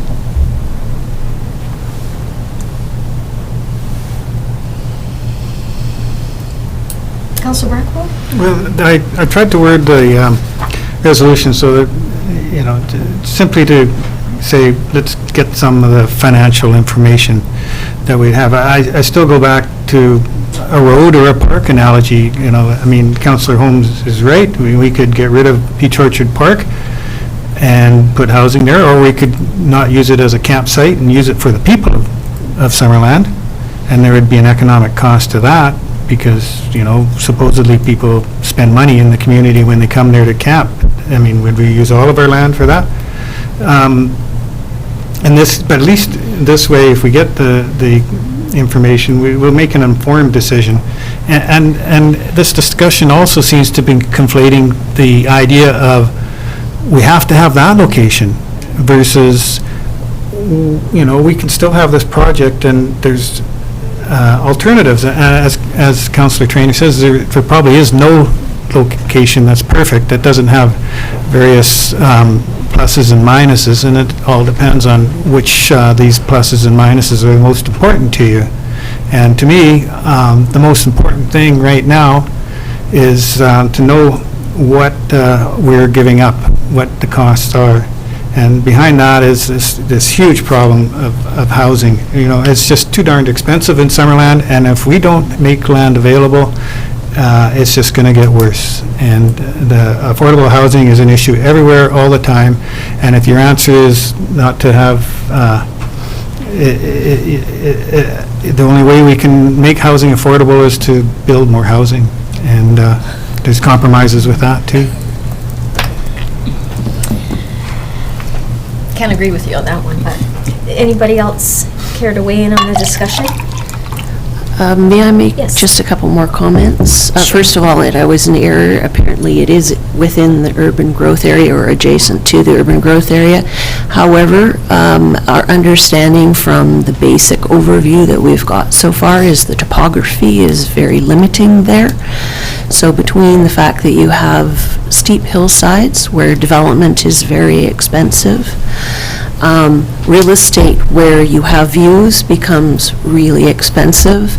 Unfortunately, we could probably spend hours and hours debating all of these various things, and this is my concern, is that we're losing focus in terms of the discussion. Absolutely, we need to have proper discussion of all of the OCP policies and objectives in due course, but I do not want to see the solar project derailed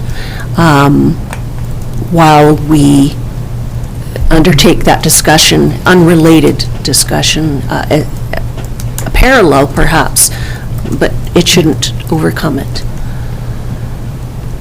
I take offense to the suggestion that this would be any sort of a derailment of the project. Again and again, we're talking about alternatives. And the staff maybe provide advice, but they don't participate in the debate. And so, that's not, and that's that part. And the other thing is, as far as the developmental ability of the location, I remind council that it wasn't very long, a month or two after we were elected, we were given this very comprehensive 20 or 30-page beautiful proposal for development of that property. There's people that want to develop it, and we didn't do anything with it. There was too many things on the plate at the time. I find it kind of interesting, I'm sorry, Madam Mayor, through you, that in the several months that I've been here, I have not seen that report at all. I would be very happy if you would share that with me. Thank you. I gave my copy to Councillor Pat. Councillor Carlson? think I forget what I was going to say. I think, well, you know, I can't support the motion that you've put forward. However, I do like the idea of ensuring that there is a backup location, and we understand what it would take if, for some reason, the remediation or the environmental, the contamination on this site might be something that cannot be overcome. I don't think that has anything to do with housing at this point in time. I think that has everything to do with making sure that we're successful in receiving our grant money, and that a second place is there in case we have to fall back on it. I don't think we're going to have to fall back on it. However, it might be good planning, especially if it's going to take a few months to be sure that we can use the preferred location. So that said, I cannot support the motion that's there, but if another motion, well, if it doesn't pass and another motion were put forward to do a smaller component that doesn't include all of the appraisals and the conflating the issue, I think I would be willing to talk about that a little bit further.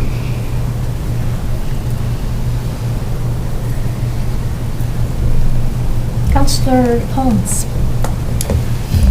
I generally agree with Councillor Carlson's suggestion there. I would have a question. Does anybody have any idea how much, so the motion that is on the floor, how much work and what kind of costs are we looking at to do all that? The appraisals and the whatnot. Anybody have any idea? Bulb, or do we? No. Time? No, we don't know. I might just offer that I suspect it would be in the many thousands of dollars. Appraisals can be quite expensive, and you've asked for something very, very extensive here.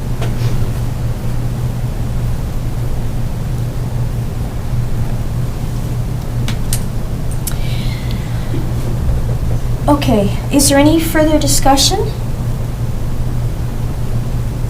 Are we ready to vote on this motion that's on the floor currently then? Well, I don't see any response, so I'll assume that we are. Oh, Councillor Sure, I just have a Traynor. question. So if we wanted more information about a possibility of a second location, what does that look like? Another motion. Another motion. Another motion? We could do that after? Okay. Yeah, we have to deal with this one Okay, first because it's okay. on the floor. Okay, Yeah, thank you. Thanks for asking. Okay, so all in favor of the motion that's on the floor? I was thinking about the next motion. What? Better yourself. Change their mind. And opposed? Okay, so the motion that's on the floor has been defeated, but now let's talk about, because both Councillor Holmes and Councillor Carlson, and I think Councillor Traynor, and certainly I would be interested in hearing something that was not quite so extensive as this. I have a question then. It's probably directed to Tammy. Is, from the studies, is there a second technical, like, second place for technical components that has been identified that would be easy to determine how to take that forward? In the report from February 27th, we identified what I would say would be the top 4 opportunities with a discussion about each of them and some of the reasoning behind why staff put forward the site as the technically and from other aspects the preferred one, or the recommended site, I should say. So those would be the other top opportunities that staff identified, and then to go further on them would require additional funds and resources because we've exhausted what we have from the rural dividend fund. Could I ask a question related to that then, please? So of the 4 sites that we talked about, was the area, because there seems to be, was the area around the water treatment plant and water reservoir, I remember talking about that, but was that one of the 4? Land surrounding the landfill were one of the 4. Landfill, but not around the water treatment plant? They're sort of, It's kind of sort they're of the close, same. aren't they? Mhm. Okay.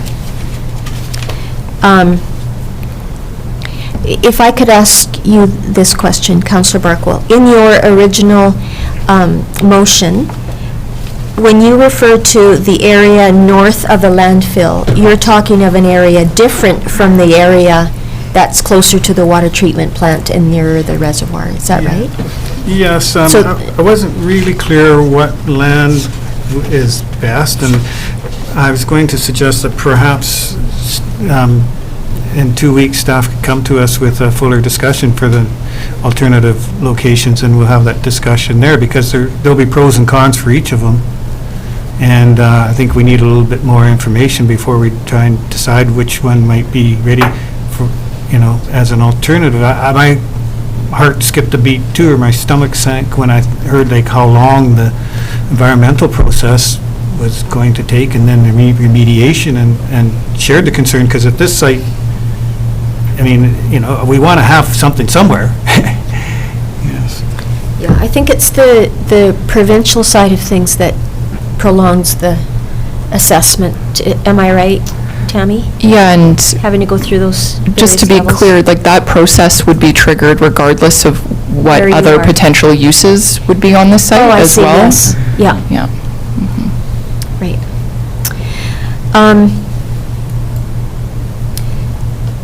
Okay, does anyone want to take a stab at a resolution? Do you have anything there? No, okay. We want to bring it back for a discussion, or do we, I don't know.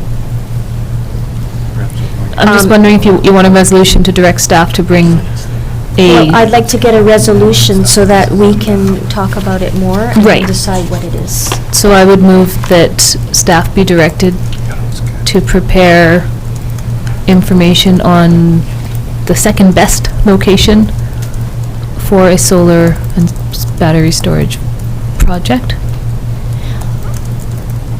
Okay, thank you. Or an alternative, it doesn't have to be second best, it could be for a Alternatives. single alternative. Site. Or- And then if you could just hold that thought, I just wanted to check with Councillor Barkwell. Did you want to specify that we look at, or not we, but staff looks at the area around the water treatment plant and water reservoir as a potential alternative, or is that one just off the table? Well, I'm thinking that they should bring us forward information on 2 or 3 locations, and then we can then talk about, at least in high-level terms, the technical difficulties of each one and the pluses and minuses, and we can also then put on our society lens and pick one of 2 or 3 as an alternative, a little bit. And which 3 they look at, I wouldn't be prepared to say. Okay. Councillor Carlson, and then I just want Holmes. to add, I think that it would be a good thing to do for the long term anyways. I know there's a lot of interest in the community in having a more community-based, you purchase a panel and it's in the solar farm. And I would expect that we would need more space in order to do something like that. And so I think making sure that we know there's potentially other suitable sites for Expensive. similar but different projects that would also be energy projects, whether it's through this grant or a completely different, yeah. So I think the timing to do that would be good, and hopefully it could create some sort of data set that will allow us to make some decisions for other things as well. Okay, Councillor Holmes, just before you speak, Tammy wanted to jump in here.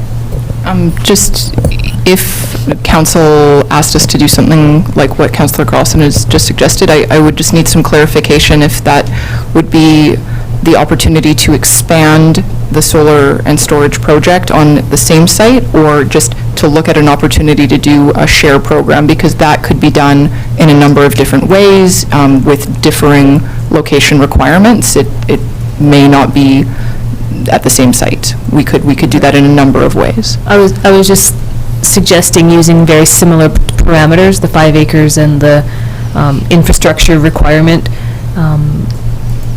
the technical of the sun and the shade and all of those things, as if it was for the solar array, getting that data and those numbers together. Yeah, I think what she was suggesting is that if we had a second site, then we could use one of those sites, potentially use one of those sites if we're going to expand and do a farm share or whatever, however, solar Without share. overthinking it. I know it, Not farm maybe share. I'm underthinking it, but I think that the base consideration shouldn't be that different, but maybe I'm totally off. I don't know. If I may, I guess what I would say is that if staff were directed to investigate the opportunity to do a solar farm share type program, those parameters might be completely different, like because the total area required could be different. So we would have different opportunities, like rooftop may come into play, for example, because I wouldn't expect that we'd have that much, that we'd So need a full 5 scrap the idea acres. that would ever happen, and just, Okay. we'll keep it back there just in case someday it does. Thank you. Okay, so that's clarified for you then? Thank you. Okay, thank you. And Councillor Holmes, sorry. Yeah, thank you. I think we should kind of stick to this project before we start talking about the next one, but I'm all for, revisiting these alternate sites. I feel we've kind of done that already, though, certainly with the land north of the landfill. The only question I would have, which I don't think we've really looked at, and it wasn't part of the study, is that land around the water treatment plant. And I think when Councillor Van Elfen was talking about it, he was envisioning, even using the water treatment plant, the roof of the water treatment plant, coupled with the land next to the reservoir, whether that would work or not. And I'd be curious to know whether that would work or not. But then if that requires more study and more money, then, that's what I don't know. But that's why I support if we have further discussion on a second choice site, then I'd be in favor of that.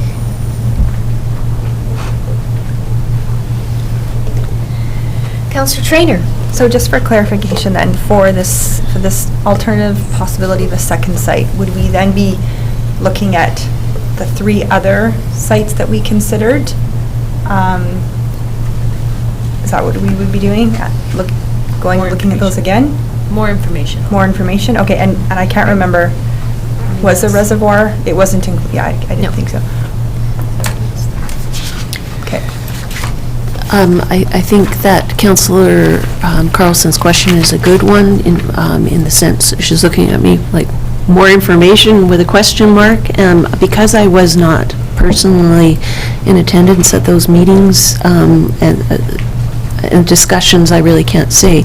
But if there are any particular pieces of information that you would like to see that we can gather without considerable cost, we'd be very happy to receive that direction to let us know how we should prepare to return for further discussion. Okay, Councillor Carlson? I think one of the main ones that I have understood is that the proximity to town and to the ability to tie into the system, the cost of doing that as you go further out becomes greater and greater. And so I wonder if our electrical department might know what it would cost to put all of that infrastructure in place in order to locate something like this quite a ways out from where it would be. Well, that could be part of the more information that comes forward, right? I think that's the kind, very, hopefully, I mean, not a full financial report on, how many cents we're going to be saving by putting it out there, but looking at the bigger picture. Is it going to cost $5 million to put the, electrical poles in? Those are the things I think perhaps the gentleman across the table can correct me if I'm wrong, but that would be the main one that really resonated with me. Thank you. I'm looking at this map of good sites and bad sites and things, but it gets a little fuzzy when you get down to a 5-acre parcel. Is there, do we have this in a higher resolution? Is that,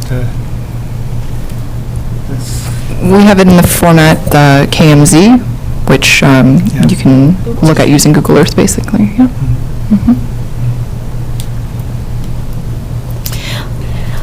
Okay, we're still stalled here. Is there a resolution that someone wants to bring forward, or what are we doing? Oh, mine wasn't good I was enough? going to say that. We need to have the words so that Jeremy can record it, or Nicole Looking right can at me record when it. I'm speaking it. But it keeps changing, and then the questions get asked, and, I can reiterate my version of it. Sure. Okay, Trying great. to using our standard wording for such things. It's just that staff be directed to provide a report to council regarding alternative locations for the solar plus storage project. I think that we already know what those alternative locations are. They were presented back in February. So I just want to make sure that we know that it's not like we're going out to start this again, right? I don't want this to be starting all over again from scratch. Basically, in my mind, we need to know what would it cost to run all of the or all of the infrastructure to do this in a different place, as opposed to close, which is one of the main reasons that it's going to be close, is because it's going to cost a lot of money to put it way out there. so you want that included in That's the main piece of, in my recollection of those conversations, that's one of the main frustrations, or missing pieces. But perhaps I'm way off. I don't know. Well, at this point, you're the only one that's put forward a resolution, so you can say whatever you like. And then we'll go from there. Nobody else wants, it's fine. We carry on. Councillor No, Trainer. and I think a quick refresher on those 3 other sites, in terms of the technical aspects, like, do they work? Like, one of the reasons that we identified Cartwright is because of the technical aspects. So, I mean, that to me is really important. If we're going to pick a site, it has to work for the sun. For the success of the whole So I think project, that yes. too is another really important point. So the cost of running infrastructure out to wherever the second site is, plus, like, is it going to work?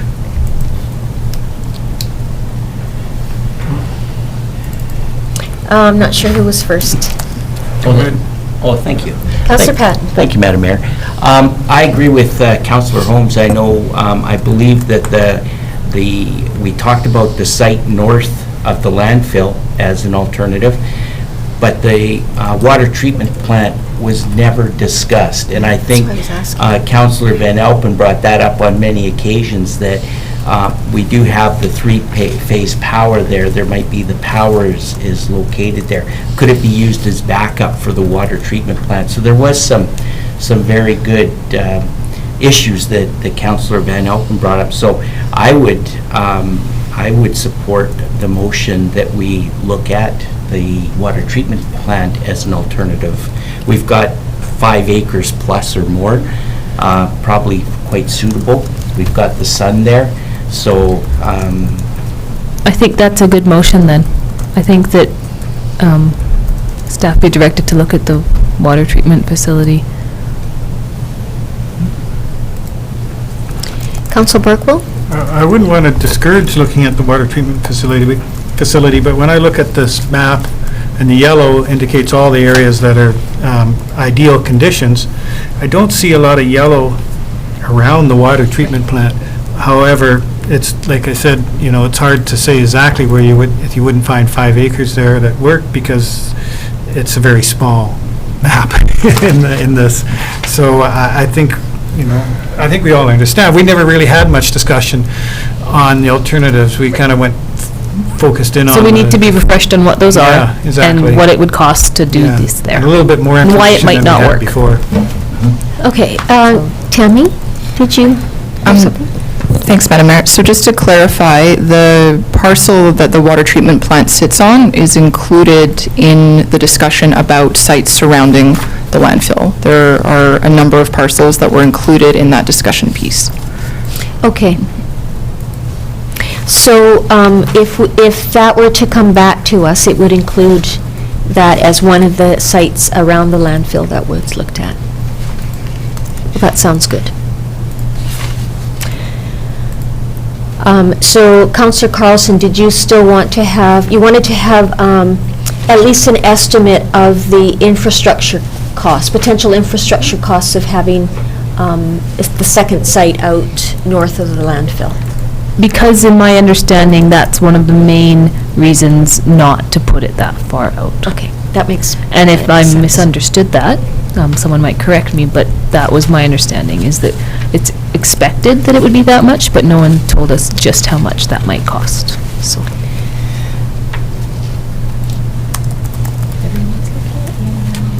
think I've got something. And security. Oh, and security, yeah.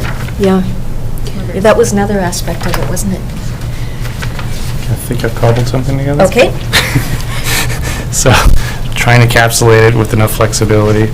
That staff be directed to provide a report to council regarding alternative locations for the solar plus storage project identified in the February 27th, 2019 closed session report to council, including the water treatment plant and their high-level costs. Sounds good? I think so, and I just want to add that a lot of this information is already, in the reasons for and against already exists, but when you really want to get some numbers and be able to feel better about the quantitative information, not just qualitative, so. Okay, seconder? Councillor Patton? Any further discussion? Councillor Barkle? Thanks for a great discussion. I got to make my points, and I heard some new ones. All right, Councillor Holmes? Yes, thank you. I'd just like to get confirmation from staff that passing this motion wouldn't in any way jeopardize our grant funding for the solar project. That's the $6 million question. Councillor Holmes, I'm not sure that we're able to speak on behalf of the funders. Yeah. Tammy is still hoping to hear from them regarding that last thing. Could I rephrase it then? Would staff have any concern that this motion would jeopardize?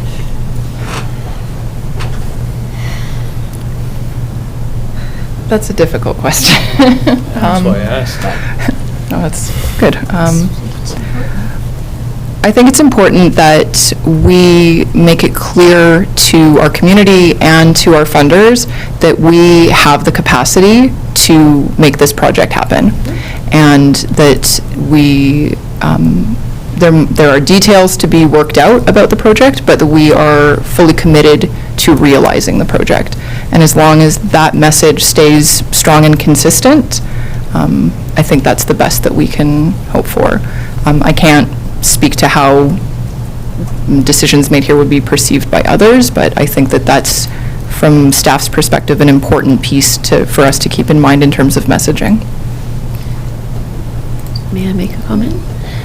Certainly, if I might add, from a planning perspective, I certainly see the benefit of us, as you say, having a backup plan, because even though we're referring to this site as a preferred site, there's nothing to say that something that we find out through the further study that you have directed staff to do won't yield a roadblock that requires us. So certainly it seems prudent to assess those other sites to a higher level of comfort on your part, so that if there is a need in the future to move to a second choice, that you'll be prepared to do so. So from that perspective, I can certainly appreciate your current resolution.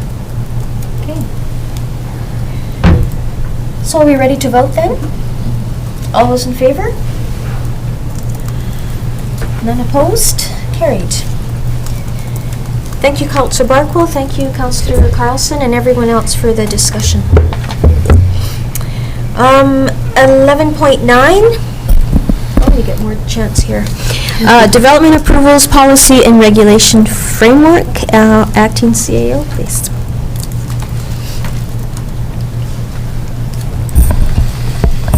Thank you, Madam Mayor. I'm going to endeavor to speak into the microphones so that everyone can hear.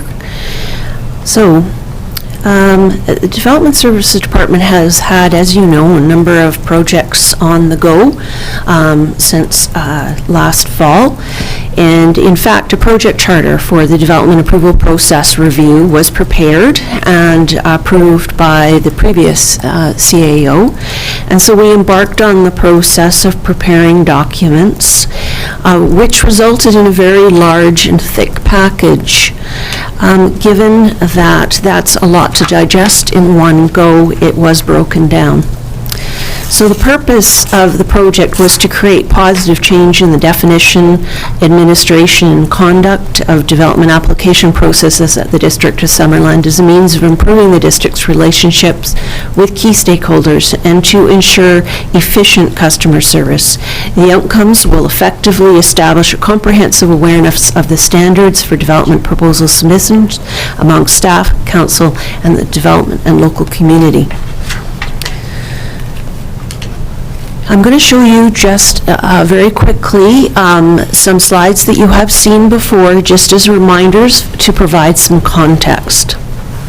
And you'll start to see how this weaves together with the bylaws that you had previously considered at our meeting in March.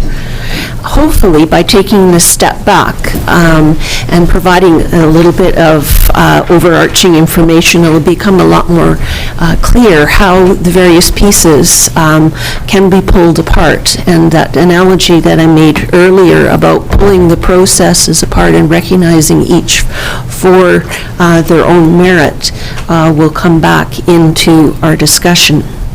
So you'll notice, you'll recognize this from council orientation. This is the Development Services Core Functions diagram. These are all the things that are provided in my department.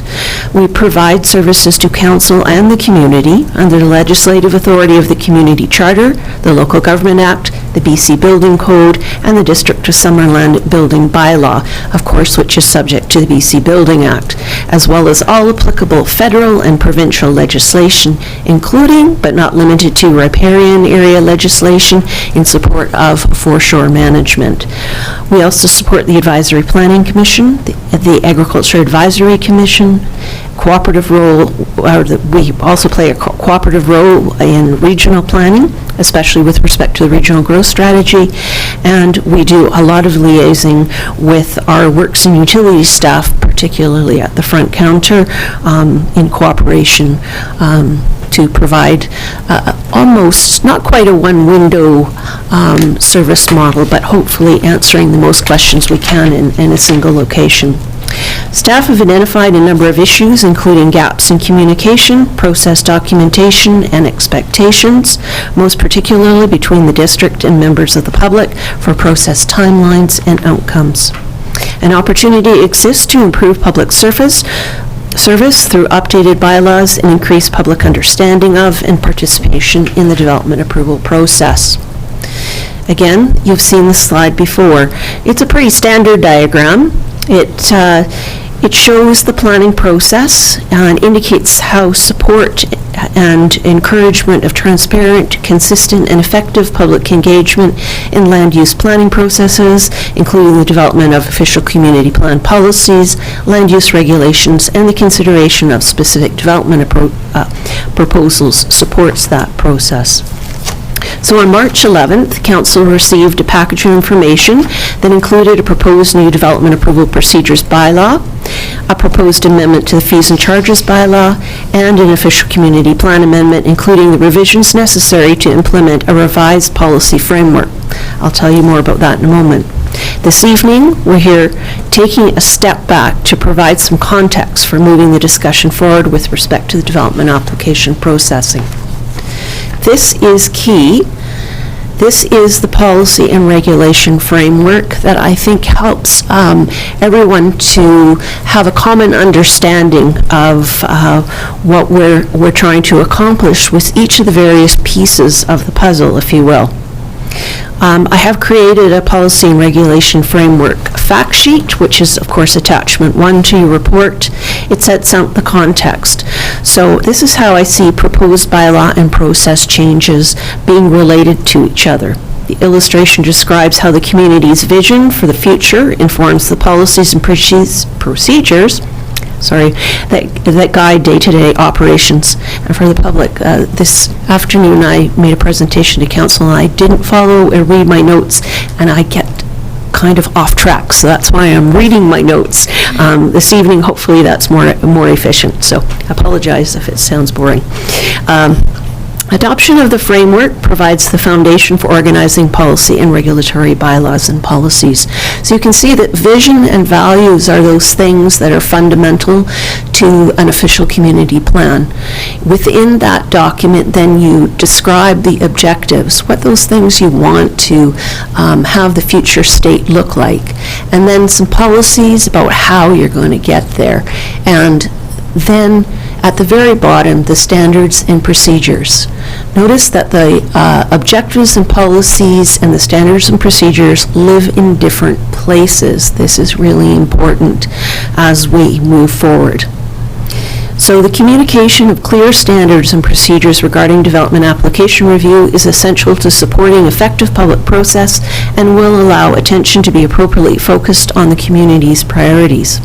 One of the most important foundations for creating good process is a common understanding of this framework. As I said, you start at the top with the vision, which is contained in the official community plan, and you flow through the diagram to the regulatory bylaws and procedures. In accordance with the direction provided in the Local Government Act, Part 14, Division 4, Sections 474 and 475, an official community plan is intended to be a policy document.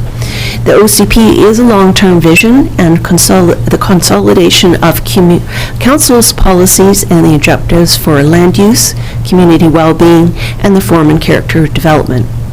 Legally speaking, official community plans enshrine principles that are above daily politics of rezoning, variance, and development approvals. They are meant to govern the overall direction of development and its pace at a policy level without descending to detail, which is left to regulatory instruments such as bylaws and permits. Official plans in BC operate to control the actions of government rather than the actions of citizens. Bylaws enacted and works undertaken by local governments must be consistent with the applicable official community plan. That's a quote from Bill Bullhozer's planning law, what we tend to loosely refer to as the Planning Bible in our line of work. Zoning regulations are the principal tool used to implement local government land use plans. A zoning bylaw guides land use by regulating the permitted use and density of land, setting size and dimension of structures. A zoning amendment or rezoning is the process of changing the zoning to allow the land use not permitted under the current zoning designation. For ease of administration, procedure should be contained in a separate document. As such, amendments to the official community plan, that policy document, are required to avoid confusion, become consistent with the policy and regulation framework, and to maintain the consistency principle. So, age-old questions: who, what, where, when, and why.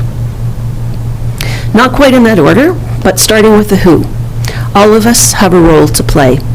The why is guided by the community's vision and values. The what, when, and where are largely determined by process.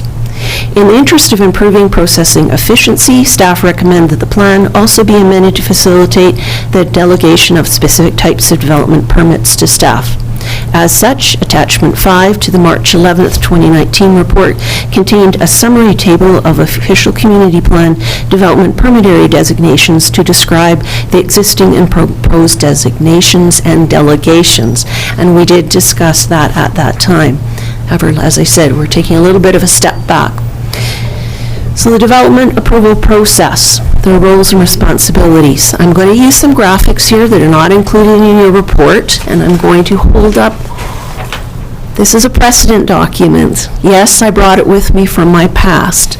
So you're going to see some graphics on the screen tonight that aren't reproduced in your council report or in the document that's posted online. I hope that in time I will be able to work with a graphics consultant to make these graphics suit the Summerland context. As you know, that's something I'm fond of saying, is taking things and make it context sensitive. So developing a strong and healthy community depends on the contribution and engagement of its people. From participating in the formulation of a community vision through the creation of a strong community plan to providing input and feedback in order to preserve that vision through the various stages of community's growth and evolution, citizens play a pivotal role in shaping a community for future generations. Just going to really quickly, I'm not going to read each of these things, but I'll let you have a look at them. I'm going to run through the various players, if you will, the people who are participants in our process. We have the applicant, can be anything from a large corporation to your next door neighbor. We have the Planning and Development Services Department. Those are our planners, our building inspectors, and our relationships with other municipal departments, most particularly what I've termed here the Operations Department in my old life. Here we call them Works and Utilities. The Fire Department also plays a role, both during the consideration of development and afterwards, particularly in monitoring annual inspections, those kinds of things. I refer to a municipal fire manager as that coordinating person, essentially the administrative person inside here that shuffles those papers the public believes that we have and shuffle around. And then there are the external referral agencies. That's where we find out about all of the other regulations and laws that we need to take account of. The local residents, of course, always interested to hear what's happening in our community. Not necessarily the same thing as the public, which is more inclusive of all members of the community. So again, another diagram you've seen before. Land use planning and management activities, including development applications responsive to the official community plan, the zoning bylaw, and the subdivision and development servicing bylaw, are subject to Part 14 of the Local Government Act. Application review includes consideration and coordination of all planning, environmental, geotechnical, transportation, engineering, and infrastructure aspects.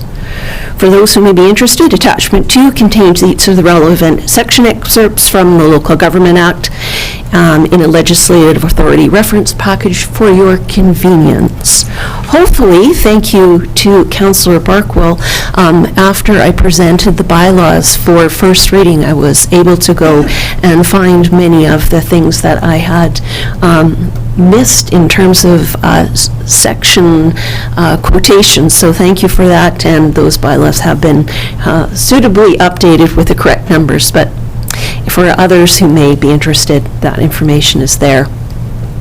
So the first part of this planning process is creating a plan for the community.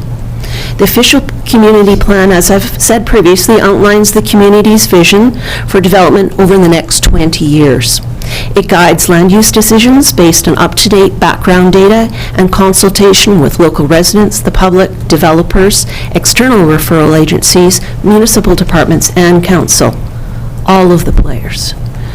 The OCP defines the objectives and policies that will govern all works and bylaws related to future land use, economic development, housing, infrastructure, including parks, roads, and utility services, protection of the natural environment, neighborhood character, and transportation.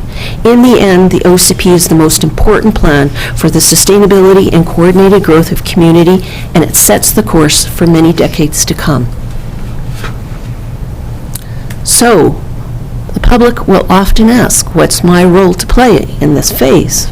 The This is perhaps the most important step in the process. However, we have a considerable amount of work to do before we'll undertake a comprehensive OCP review. We're working on supporting the document that we have, and as you know from our priority projects plan, I have some things that I believe need nearly immediate attention, most certainly hillside development guidelines and such things. Some of those taking care of some of those technical housekeeping things. The next part of the process is making a development application. Once an OCP has been created, the blueprint has been established for community development, and it becomes the filter for municipal departments and council to use to consider development and building applications from developers. Developers must submit applications to develop land and structures in accordance with the plan and other municipal bylaws. Applications are made through the Development Services Department. A file manager is assigned to work with the applicant. When a change in land use is proposed, consultation with the community is guided by council policy. Residents have an opportunity to provide feedback relative to the specific development application at a public hearing for the zone amending bylaw. And a little bit later in this presentation, I'm going to suggest that we bolster that process just a little with some more policy. So what role does the do our citizens play in this process? I'm proposing that we put in place some additional council policy that hopefully will increase the public's engagement and understanding of the process, so that everyone understands what's happening in the community, and that we seek information from the community earlier, and that the communication remains ongoing, so that when an applicant is asked to undertake consultation, by the time that the application arrives at the council table, hopefully most of the major kinks will have been discovered and worked out. The proposed policy and supporting documents are contained in attachment 4 to your report. We'll talk about those. Could I ask a question? Certainly. Could you go back to the previous slide, please? Yes. Where it shows community members' opportunity to influence the initial application, that is only for an application that has to have some kind of amendment for zoning, like it's a land use change? Currently, that is the case.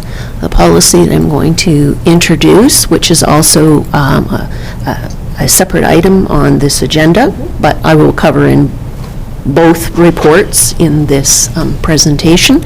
It provides a greater scope of public consultation, which is very common to other communities in the valley. Thank you. You're welcome.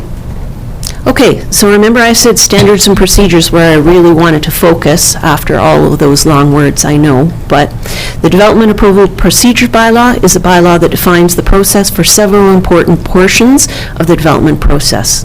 The intended outcome is to effectively establish a comprehensive awareness of the standards for development proposal submissions among staff, council, the development community, and our local citizens. The development approvals related council policies support the bylaw in a way that is more easily adjusted in response to community input as the community's understanding of the process matures. So you'll see the bylaws that I brought previously forward to you and we've given first reading to are the nuts and bolts of the legal part of the process. What I'm suggesting in my second report attached to this evening's agenda is that we complement those bylaws with some council policy that then can be shaped as time goes on. The basic process will not change. That's described in the bylaw. But some of the additional consultation requirements might, after we feel on what works well for our community. So, getting council approval. We've got a development application. When a development application is received, the Planning and Development Services Department considers the application's conformance with the criteria set out in the OCP and receives comments from other municipal departments and external referral agencies to create a report to Council. Council considers the recommendation together with all the feedback provided by the community members during the notification and consultation phase and either approves, requests changes, or denies the application. This is where the policy contained in attachments 6 and 7 are most important. Providing terms of reference to guide the preparation of professional reports ensures that reports provided in response to OCP policies and guidelines meet appropriate standards. Existing policy 300.4 addresses only environmental assessments. The proposed revision expands the standards to geotechnical and wildfire hazard assessments as well.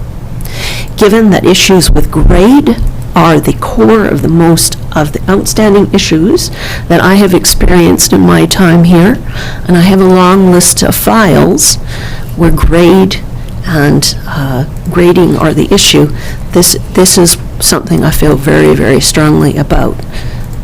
Developing standards, creating that understanding of what our minimum requirements are, making sure that we communicate very effectively the standards moving forward. So here's where some confusion sometimes comes in. With land use and design guidelines established in the official community plan, community members aren't asked for feedback in the same way as they are when it's a land use change. So when the official community plan changes or the zoning bylaw changes, there's a requirement for a public hearing. The Local Government Act does not require that same kind of consultation for development permits, because the feeling is that all of that consultation happened at that very original first box, that orange box, where we figure out how to make the vision happen through our policies. So it's really important, and when I mentioned to you that there are some priority issues for me, before we do a full comprehensive review of the official community plan, my intention is that we go back and we revisit these guidelines that deal specifically with the issues we're having trouble with. Hillsides, grade, fire interface, all of these really pressing issues are definitely a priority before we perhaps go back to the first step and start the circle all again. So, why, you ask? So, generally speaking, I have found in my career that the public desires more consultation, and as every year passes, that seems to increase. Each municipality or regional district that I've worked at seems to end up consulting just a little bit more than we did previously. So the success of a project often depends on several factors. It must be in accord with the objectives and policies in the OCP. It should be compatible with the uses and surrounding properties, well-sited, and in scale with its neighbors. The more acceptable the proposal is to nearby residents and businesses, the greater the likelihood of council approval. Seems obvious. It is the applicant who must demonstrate the project is in the public's interest. Revised development application submission requirements will more effectively address all of the potentially relevant issues and ensure consistent and orderly presentation of the information that facilitates staff, referral agency, and council review of a proposal. An expanded public consultation will increase the number of opportunities for neighbors to provide input. In many instances, an applicant is expected to provide development approval information to support their application in accordance with Section 484 of the Local Government Act, if we want to get legal about it. This may include, but is not limited to, things like terrain analysis to examine site contours, soil stability, water levels, special features of the site, water and storm drainage systems and upgrades,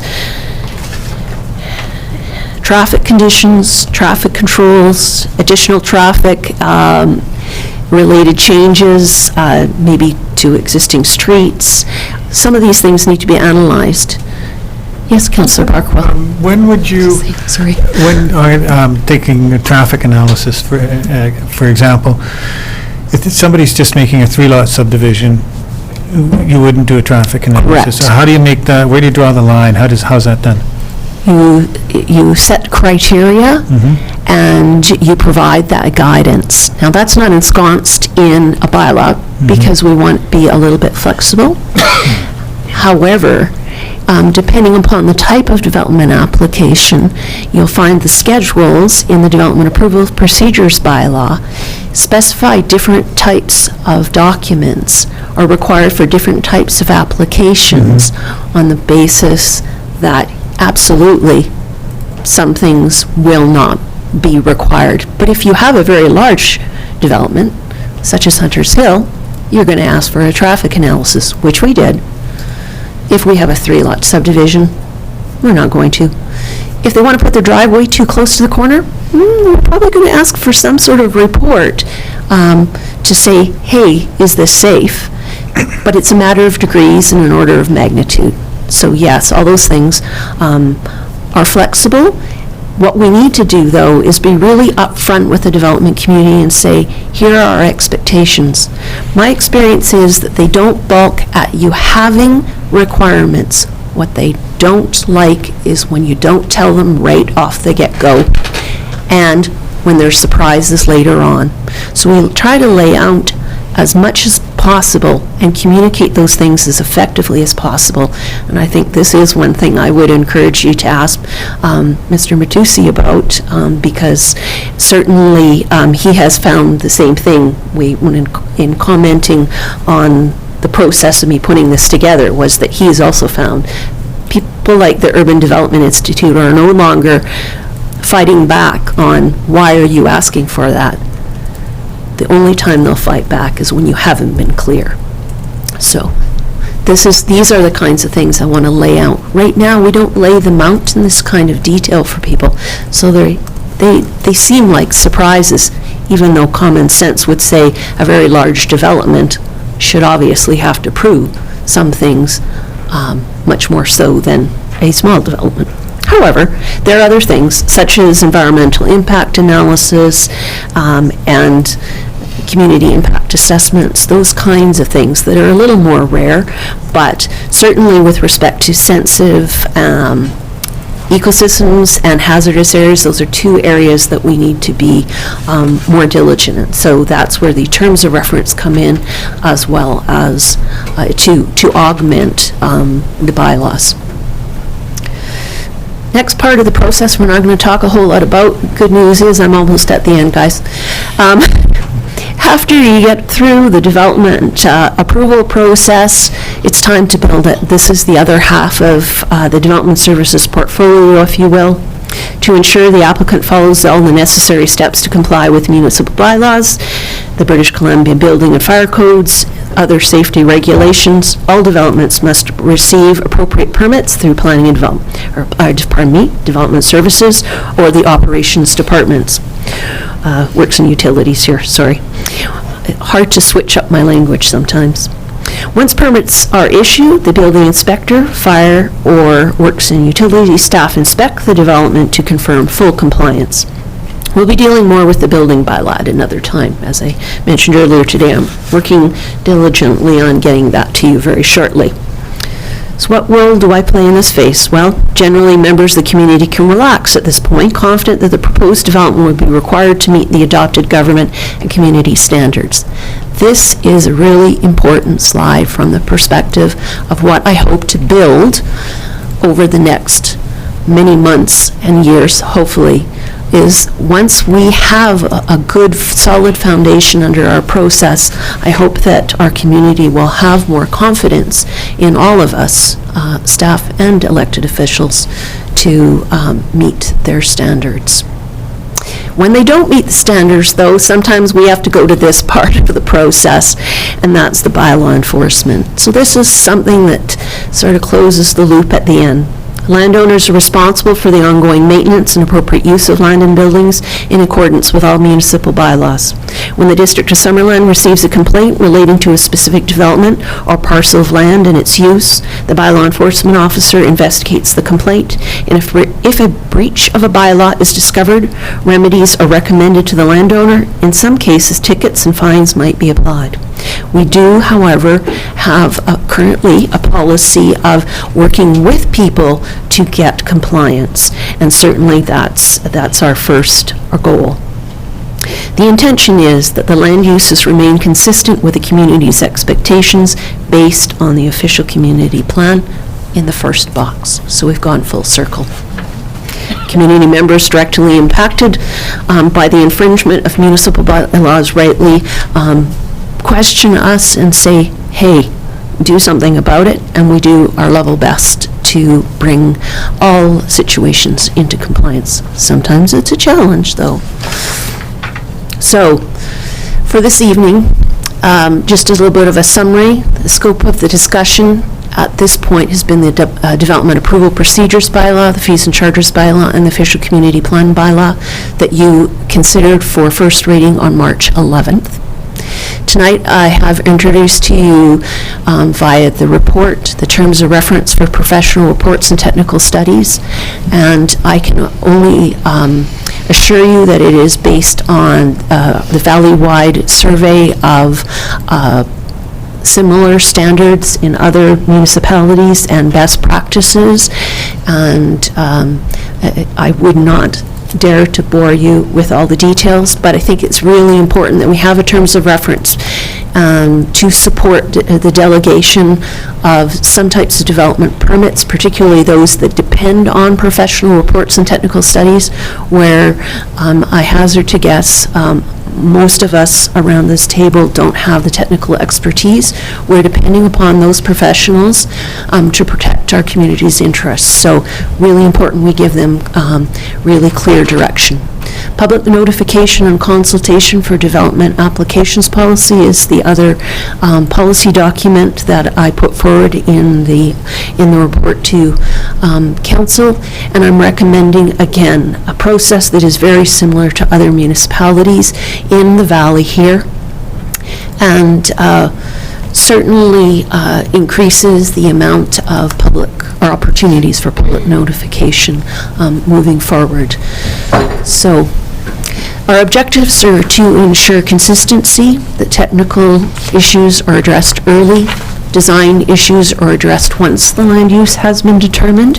It should be a clear separation in my mind between the land use and what color the building is, and that this process disentangles those aspects. Local Government Act Section 490 provides that an applicant who is dissatisfied with the decision where the authority has been delegated may request of a council reconsider the matter. So if you should be concerned about delegating to a registered profession, essentially, through a professional reporting mechanism managed by staff, there's always this opportunity for council to revisit it. Next steps, I see referral of proposed bylaw and policy changes for comment to all of those external agencies I talked about previously, particularly Urban Development Institute, perhaps the realtors in town. All of our major development applicants at this time would be notified. And then we'll give some consideration to those comments and bring a report back to you. Then we could consider moving ahead with the adoption of the amended bylaws. Obviously, the official community plan changes, while they're simply pulling procedure out of that policy document. Unfortunately, the procedure is that it has to go to public hearing. So not all of these are following exactly the same time. We're running them in parallel in hopes of gaining some efficiencies. I think updating the application and reference resources and providing notification to stakeholders as early as possible are really big priorities for me, just so that we can start to build a more positive relationship with our community moving forward. And that concludes my comments, Madam Mayor. And you thought I'd never stop. Thank you. You've been busy. Thanks. Busy. Does anyone have questions of our, kind of our acting CAO, but also our Director of Development Services? Yeah, I have my Development Services hat on at the Right moment. now, yes. Councillor Patton. Thank you, Madam Mayor. If I may, I was looking, so when we're talking of delegated authorities. Yes. We're talking on the authorities based on the wildfire interface? Yeah, we're talking about, yes. Wildfire development permits. Environmental? Environmental development permits, which are currently already delegated. And or some of them. And geotechnical. Correct. So the delegation, so right now, council looks at geotechnical? I believe so. I'd have to pull out High things. hazard. Sorry, there's a lot of High stuff. hazard. Yes. Yeah, high hazard, High correct. hazard, absolutely. Correct, which really has... coming to us. They have been, but there's, if we're concerned to answer the pleas from our development community and our builders to expedite process, it is often, most municipalities are finding, given that we have this professional reliance model, that bringing it to council and requiring it to go through the council process elongates the time that it takes. The red tape. The red tape, correct. It's very red and it's quite wide. And this is a really, when you have good policies and good terms of reference to support everyone in the process, in that larger circle, this is a fairly safe way for council to realize some wins on the time processing. Thank you. Councillor Holmes? Yeah, just following up on that, when we discussed this at the last council, one of the issues of not delegating that authority, or the reasons, was because it brought it into the public light.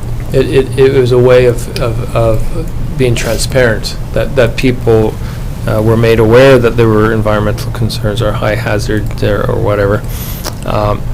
So that's the, I guess, how do we assure that public awareness remains? I think there's two things that I'd like to say to that. First of all, if we have really solid consultation on the policies that we enshrine in the official community plan, that creates the expectations. There's also the opportunity to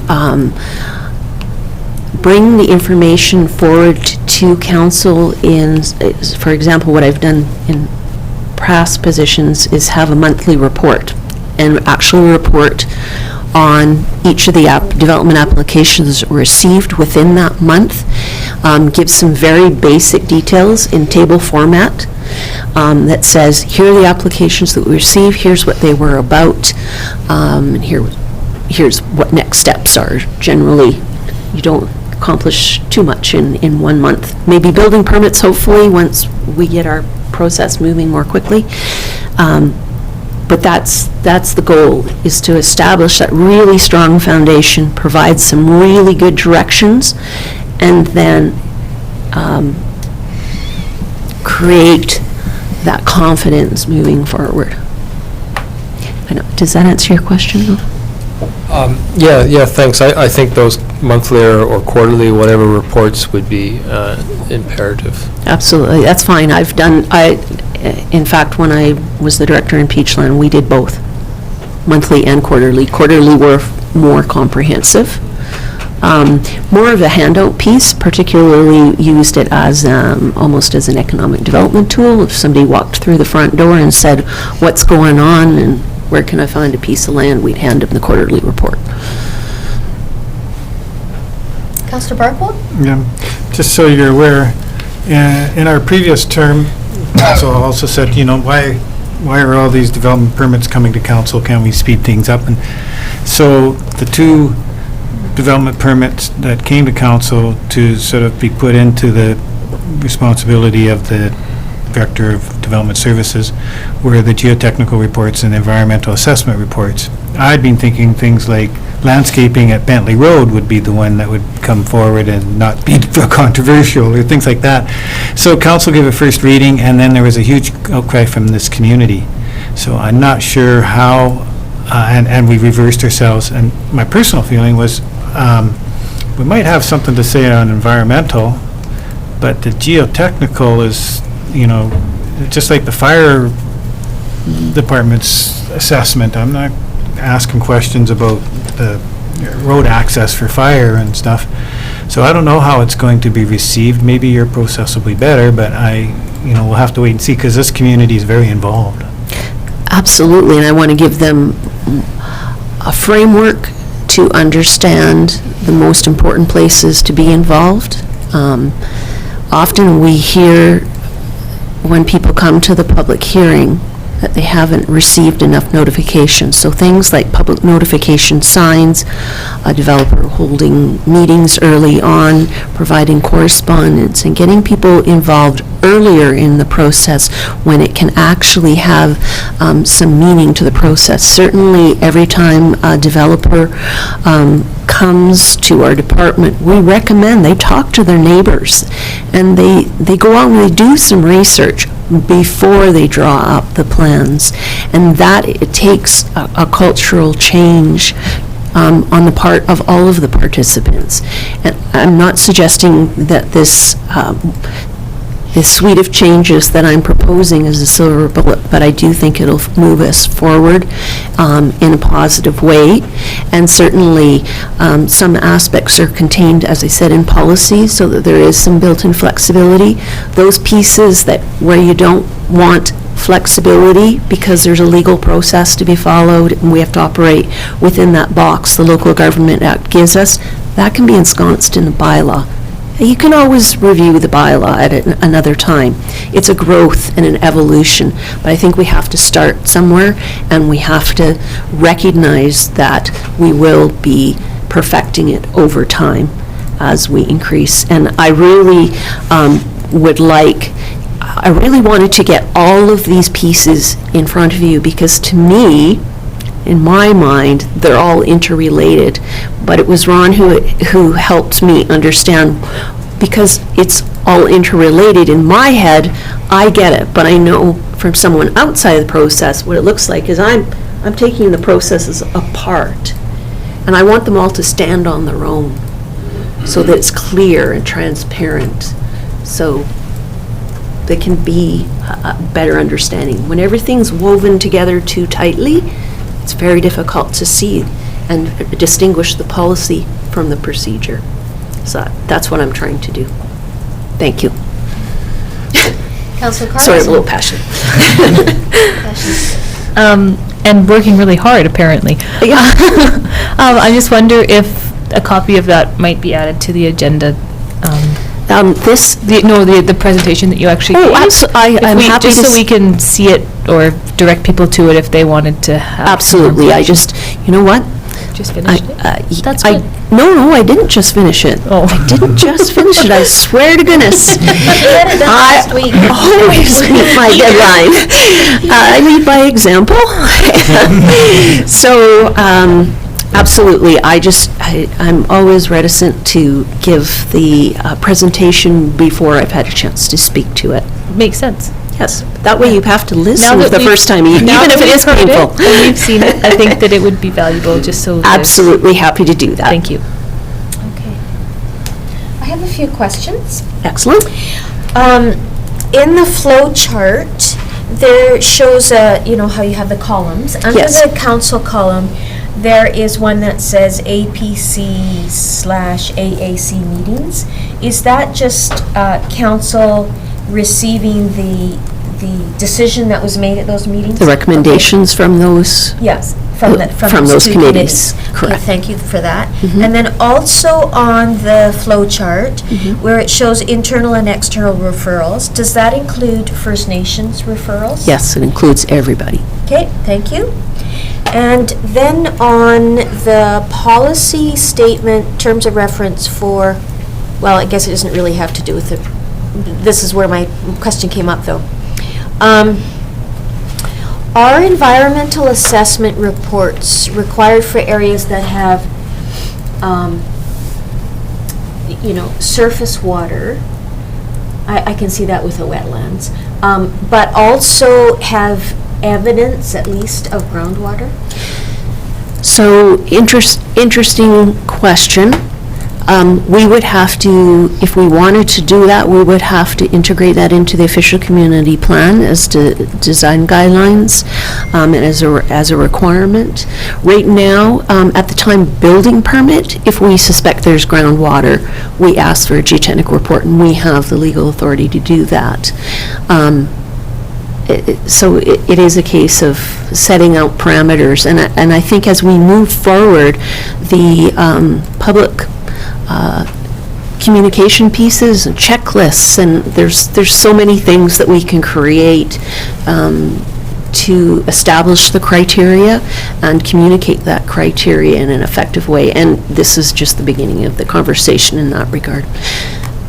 Those are sort of operational things that will start to roll out, and hopefully we can get some new context-sensitive graphics and start communicating some of this stuff. Thank you. And then related to that? Yes. When someone wants to develop in an area where a water course development permit application needs to be taken out or Yeah, it's made. within a development permit area. Does just the water course, maybe I shouldn't say just, but is it a permit for the water course development?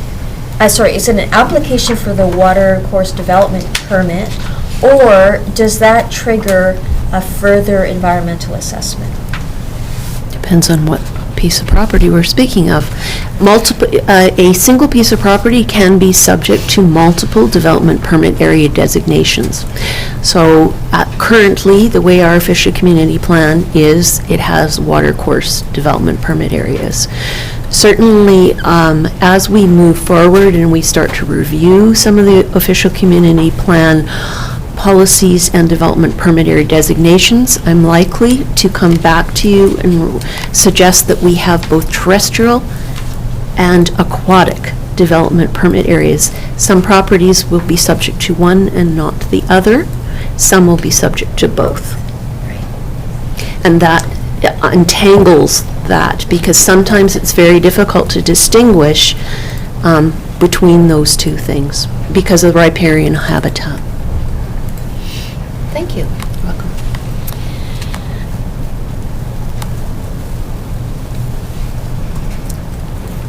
Okay. Other questions?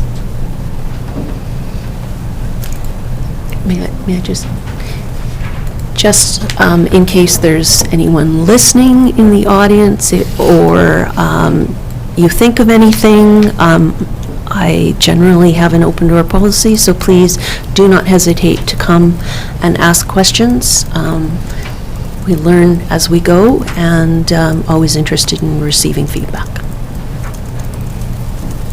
I have one more question. Okay. When, and I'm not sure if you can answer this, but maybe Tammy might know too.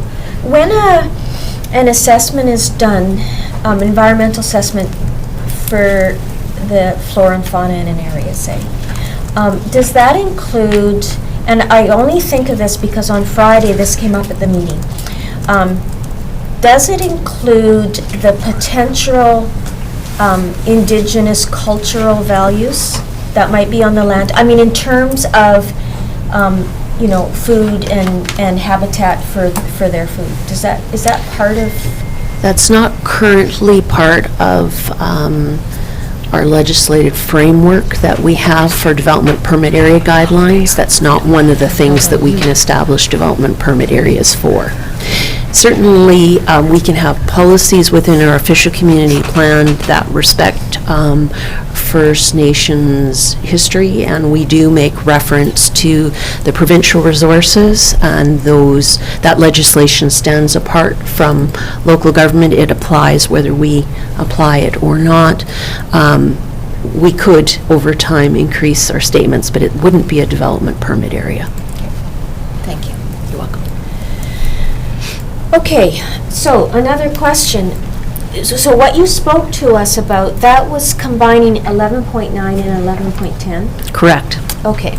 Yes, you don't have to listen anymore. That's okay. So can we bring all of those resolutions together as one? Yes, Okay. absolutely. So might I ask somebody on council to bring forward those 3 resolutions, please? Would you like me to read it all for you? Sure, they're not very long. The policy and regulation framework fact sheet and supporting materials contained in the report of the Director of Development Services dated May 21st, 2019 be received for information. and you want to keep going? That policy number 300.7, public notification and consultation for development applications, be referred for comment.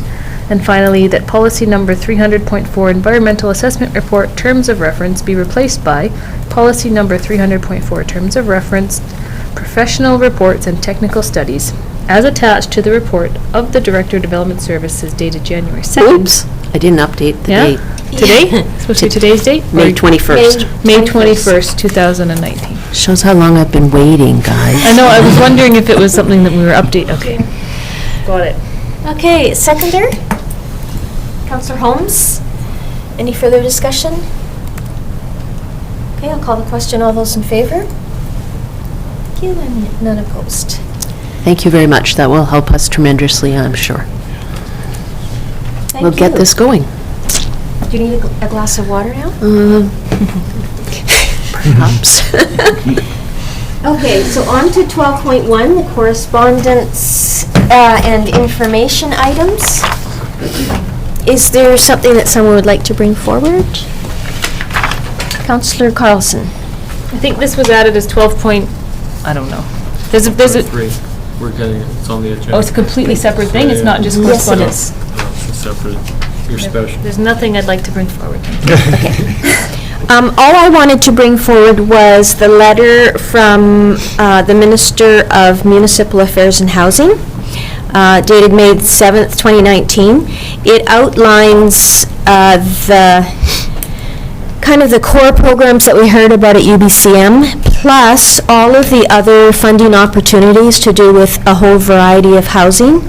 And we as a council, I think, will probably be having some more discussions on housing possibilities in Summerland, because there's a few kind of interesting things that have come up in the last couple of weeks. So that's all I wanted to bring forward out of there. If there's nothing else, could I have someone bring that resolution forward, please? Correspondence for information. So Councillor Patton and seconded by Councillor Barkwell. All in favor? Oops, I'm doing that. Okay. Committee meetings. Committee minutes. Anything in there that needs to be changed or updated? Will you bring that forward, please? I will bring it forward to be received for information. Thank you. Seconder. Councillor Traynor, thank you. All those in favor? Perfect. Okay, on to council reports, and I wrote down the order. Do you want to do the library? Oh, first? 11.3. I even wrote it in here. So 11.3 is the information from the Okanagan Regional Library, and you should have a separate thing on your desk. They've asked for a resolution in support, or to send a letter supporting their initiative.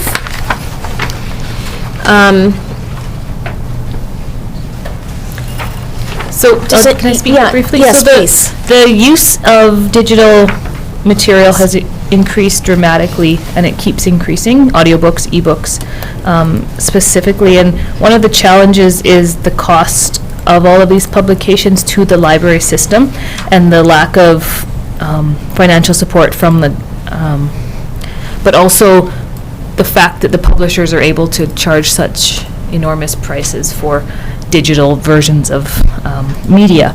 And so the idea would be to lobby the federal government to help ensure that the costs aren't going to be so egregious and unnecessary. I just give a really brief example. It says, by way of example, Canadian author Louis Penny's book, Kingdom of the Blind, is available to libraries for $13 as a paperback, $22 in hardcover, and $60 in digital format. The $60 cost allows the book to be checked out electronically 52 times or for 2 years, whichever happens first. A paper edition would be expected to last 3 or 4 years and at a substantially reduced cost. The book is currently not available to Canadian libraries in any e-audio format. So there's a lot of challenges, and it's changed really quickly, and the request from the Okanagan Regional Library is a motion, but perhaps that can be on our next council agenda. I don't know if we wanted to bring that forward tonight or not. I don't know how urgent it is. I think we could spend some time Or since it's on here, we're going to deal with it? Well, that was the intention, was to deal with it tonight. Okay. So... As is presented here? As it's or- presented, yeah. I think it's reasonable. Might as well, it's quite robust. I can read it out, but it's not really necessary. No, I think we can read it. Okay, then I would like to move the motion and hope that a letter can go forward. Great. Do I have a seconder for that, Councillor Holmes? Any further discussion? All right, all those in favor? Perfect. The digital library is open on Sundays and Mondays, too. Yes, another good point. Yeah, 24/7. That's right. Okay, now on to councillor reports. Councillor Carlson, you're up first tonight. Library board meeting last week, which was always entertaining and exciting, and tomorrow Elsa and I are going to Quebec City for FCM. Yay. There's childcare, so she's coming with me. Excellent. Yes. So we're looking forward to a report from the two of you. Councillor Barkwell. Councillor Holmes and I attended the session with the Agricultural Land Commission. I thought it was worthwhile. Still leaves me in a state of confusion as to the cannabis regulations, and I think they could have done better, but, or the government in general, not blaming the Agricultural Land Commission, but provincial and federal governments. Maybe Councillor Holmes has more detail when he gets to his report. And he's up next. Okay. Yeah, I think it was a really useful all-day seminar, and I'm really happy that 3 of our staff came as well. It was a pretty full room of council people and people in planning departments throughout the valley. And there was a reviewing the recent changes to the ALR, so residential and non-adhering residential uses, bringing soil and fill use, compliance and enforcement to really and it covered alcohol production, which has changed somewhat as well. They've put distilleries, cideries, and everything in with wine. It's all the same regulations now. And then cannabis, and they dropped a couple of bombshells about cannabis at that meeting. The main one, which the mayor touched on in her report, is that the cannabis, the key change to the classification of all cannabis in the LR as farm use, meaning that the LC is no longer taking any applications whatsoever for any form of cannabis production in the LR. So my takeaway from that is it doesn't matter if it's soil-based or not, as far as the LC is concerned. So it'll be up to us to regulate that if we wish, and we have to do that by bylaw. So that's some more work for development services. I think it's kind of wide open now, and it'd be very interesting. I think it'd be really useful. Another thing they talked about is Health Canada has changed, and I think we've discussed this before, has changed they won't give out licenses for cannabis now until you have to have your facility in place first. So that means you have to build your facility, apply and apply for your license, and so that means, which is complete opposite of the wine trade, where you have to harvest grapes before you can build a winery. So it's really complicated, as Councillor Barkwell said, and I think it would be really useful if once development staff has sorted through all that council could be briefed, and because I think we need to understand this is pretty important. Yeah, and that's what I was referring to in my report. Yeah. And then the other thing, we had a Chamber of Commerce board meeting last Wednesday, and so they discussed there that the 2020 Valley-wide Expo will be held here in Summerland, which is pretty exciting. It's an annual regional business-to-business showcase, and so it's all the chambers of commerces in the valley partner to organize it every year, and it rotates between host cities between the North Central and South Okanagan. It's always well attended. The last in May, last couple weeks ago, it was in Kelowna, and about 400 people attended So it's held outdoors, so the chamber will be looking for a suitable venue within Summerland to be able to host that, so. And that's usually in May, right? Yeah, in May. Yeah. Yeah, that's correct. So May next year, it'll be in Summerland. Nice. Thank you. Next up is Councillor Traynor. Last Saturday, I participated in the Giant's Head Grind. The Giant's Head Grind is organized by Ellen Walker Matthews and Rotary, and it's in memory of her son, Christopher Walker, who passed away of colon cancer. And so the event really raises awareness for colon cancer itself, as well as research. I believe there's at least 400 participants. I called Ellen today to get her numbers, but I wasn't able to connect with her. You could bike in the morning and then run in the afternoon.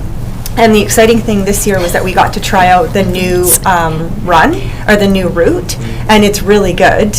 It's harder and it's a little bit longer because they've got stairs now, and so I purposely didn't do it because I wanted it to be a surprise when I did it, and it was really good. So I just wanted to say, like, well done to Cabin Forestry, I think the company is, that really rushed to try to get everything ready for that race, and it was really good, and I think people had a lot of fun. I know I did. So yeah, I did that, and then I will be also participating in the Action Fest weekend. I'll be doing the run. Actually, I'm going to walk it because I'm going to bring my little boy, and my husband will be running it, and that's this weekend, and I think there's still space to register for both runs. There's a 5-kilometer and a 10K, and yeah, that's it. Good, thank you. Councillor Patton. Thank you, Madam Mayor. I do apologize. Save the best for last. I do not have anything to report. No need to apologize. Great. Okay, now on to item 14, public, I don't see the media here, so public comment period. I do have one question, and it's concerning the policy remarks. And it's a short one, but it's one that I would like to ask, and I'm really pleased to see what Carnegie is doing with the policies and procedures and getting them a little clearer. One question I have is about the geotech reports, and so I will come back to when we had the Manx Crescent and the proponents, which was the LARC group at the time. They used the Golder geotechs, and then when the group asked for a second opinion on that, or a review of it, lo and behold, who did the council or municipality use was the Golder report, and I consider that a conflict of interest. Is there any way of assuring that there would be one company used and then another company used, like, so that you get a bit more of a peer review, kind of? Yes. Yeah. Is there any? Certainly, I find it kind of unusual. Usually if you want a second opinion, you get it from a second company, so I've never seen it occur that way, but a peer review is the language that it is used, and if necessary, yes, it would usually be a different firm. One of the things, when we go to review the official community plan policies regarding hillside development, I suspect we'll be having more conversation and likely discussion at the time of budget in order to update and review some of our mapping information with respect to that report that created the red zone, as it is loosely referred to. So some of those things are things we will refine over time, and certainly the expectation would be if a second opinion is a separate company. Okay. Thank you, Marianne. Janet, did you? Nope. All right. Thank you. So adjournment, please. What about the media? I don't see any here, but maybe you're seeing things. First and second for the adjournment, please. Thank you, and all in favor. Great, thank you.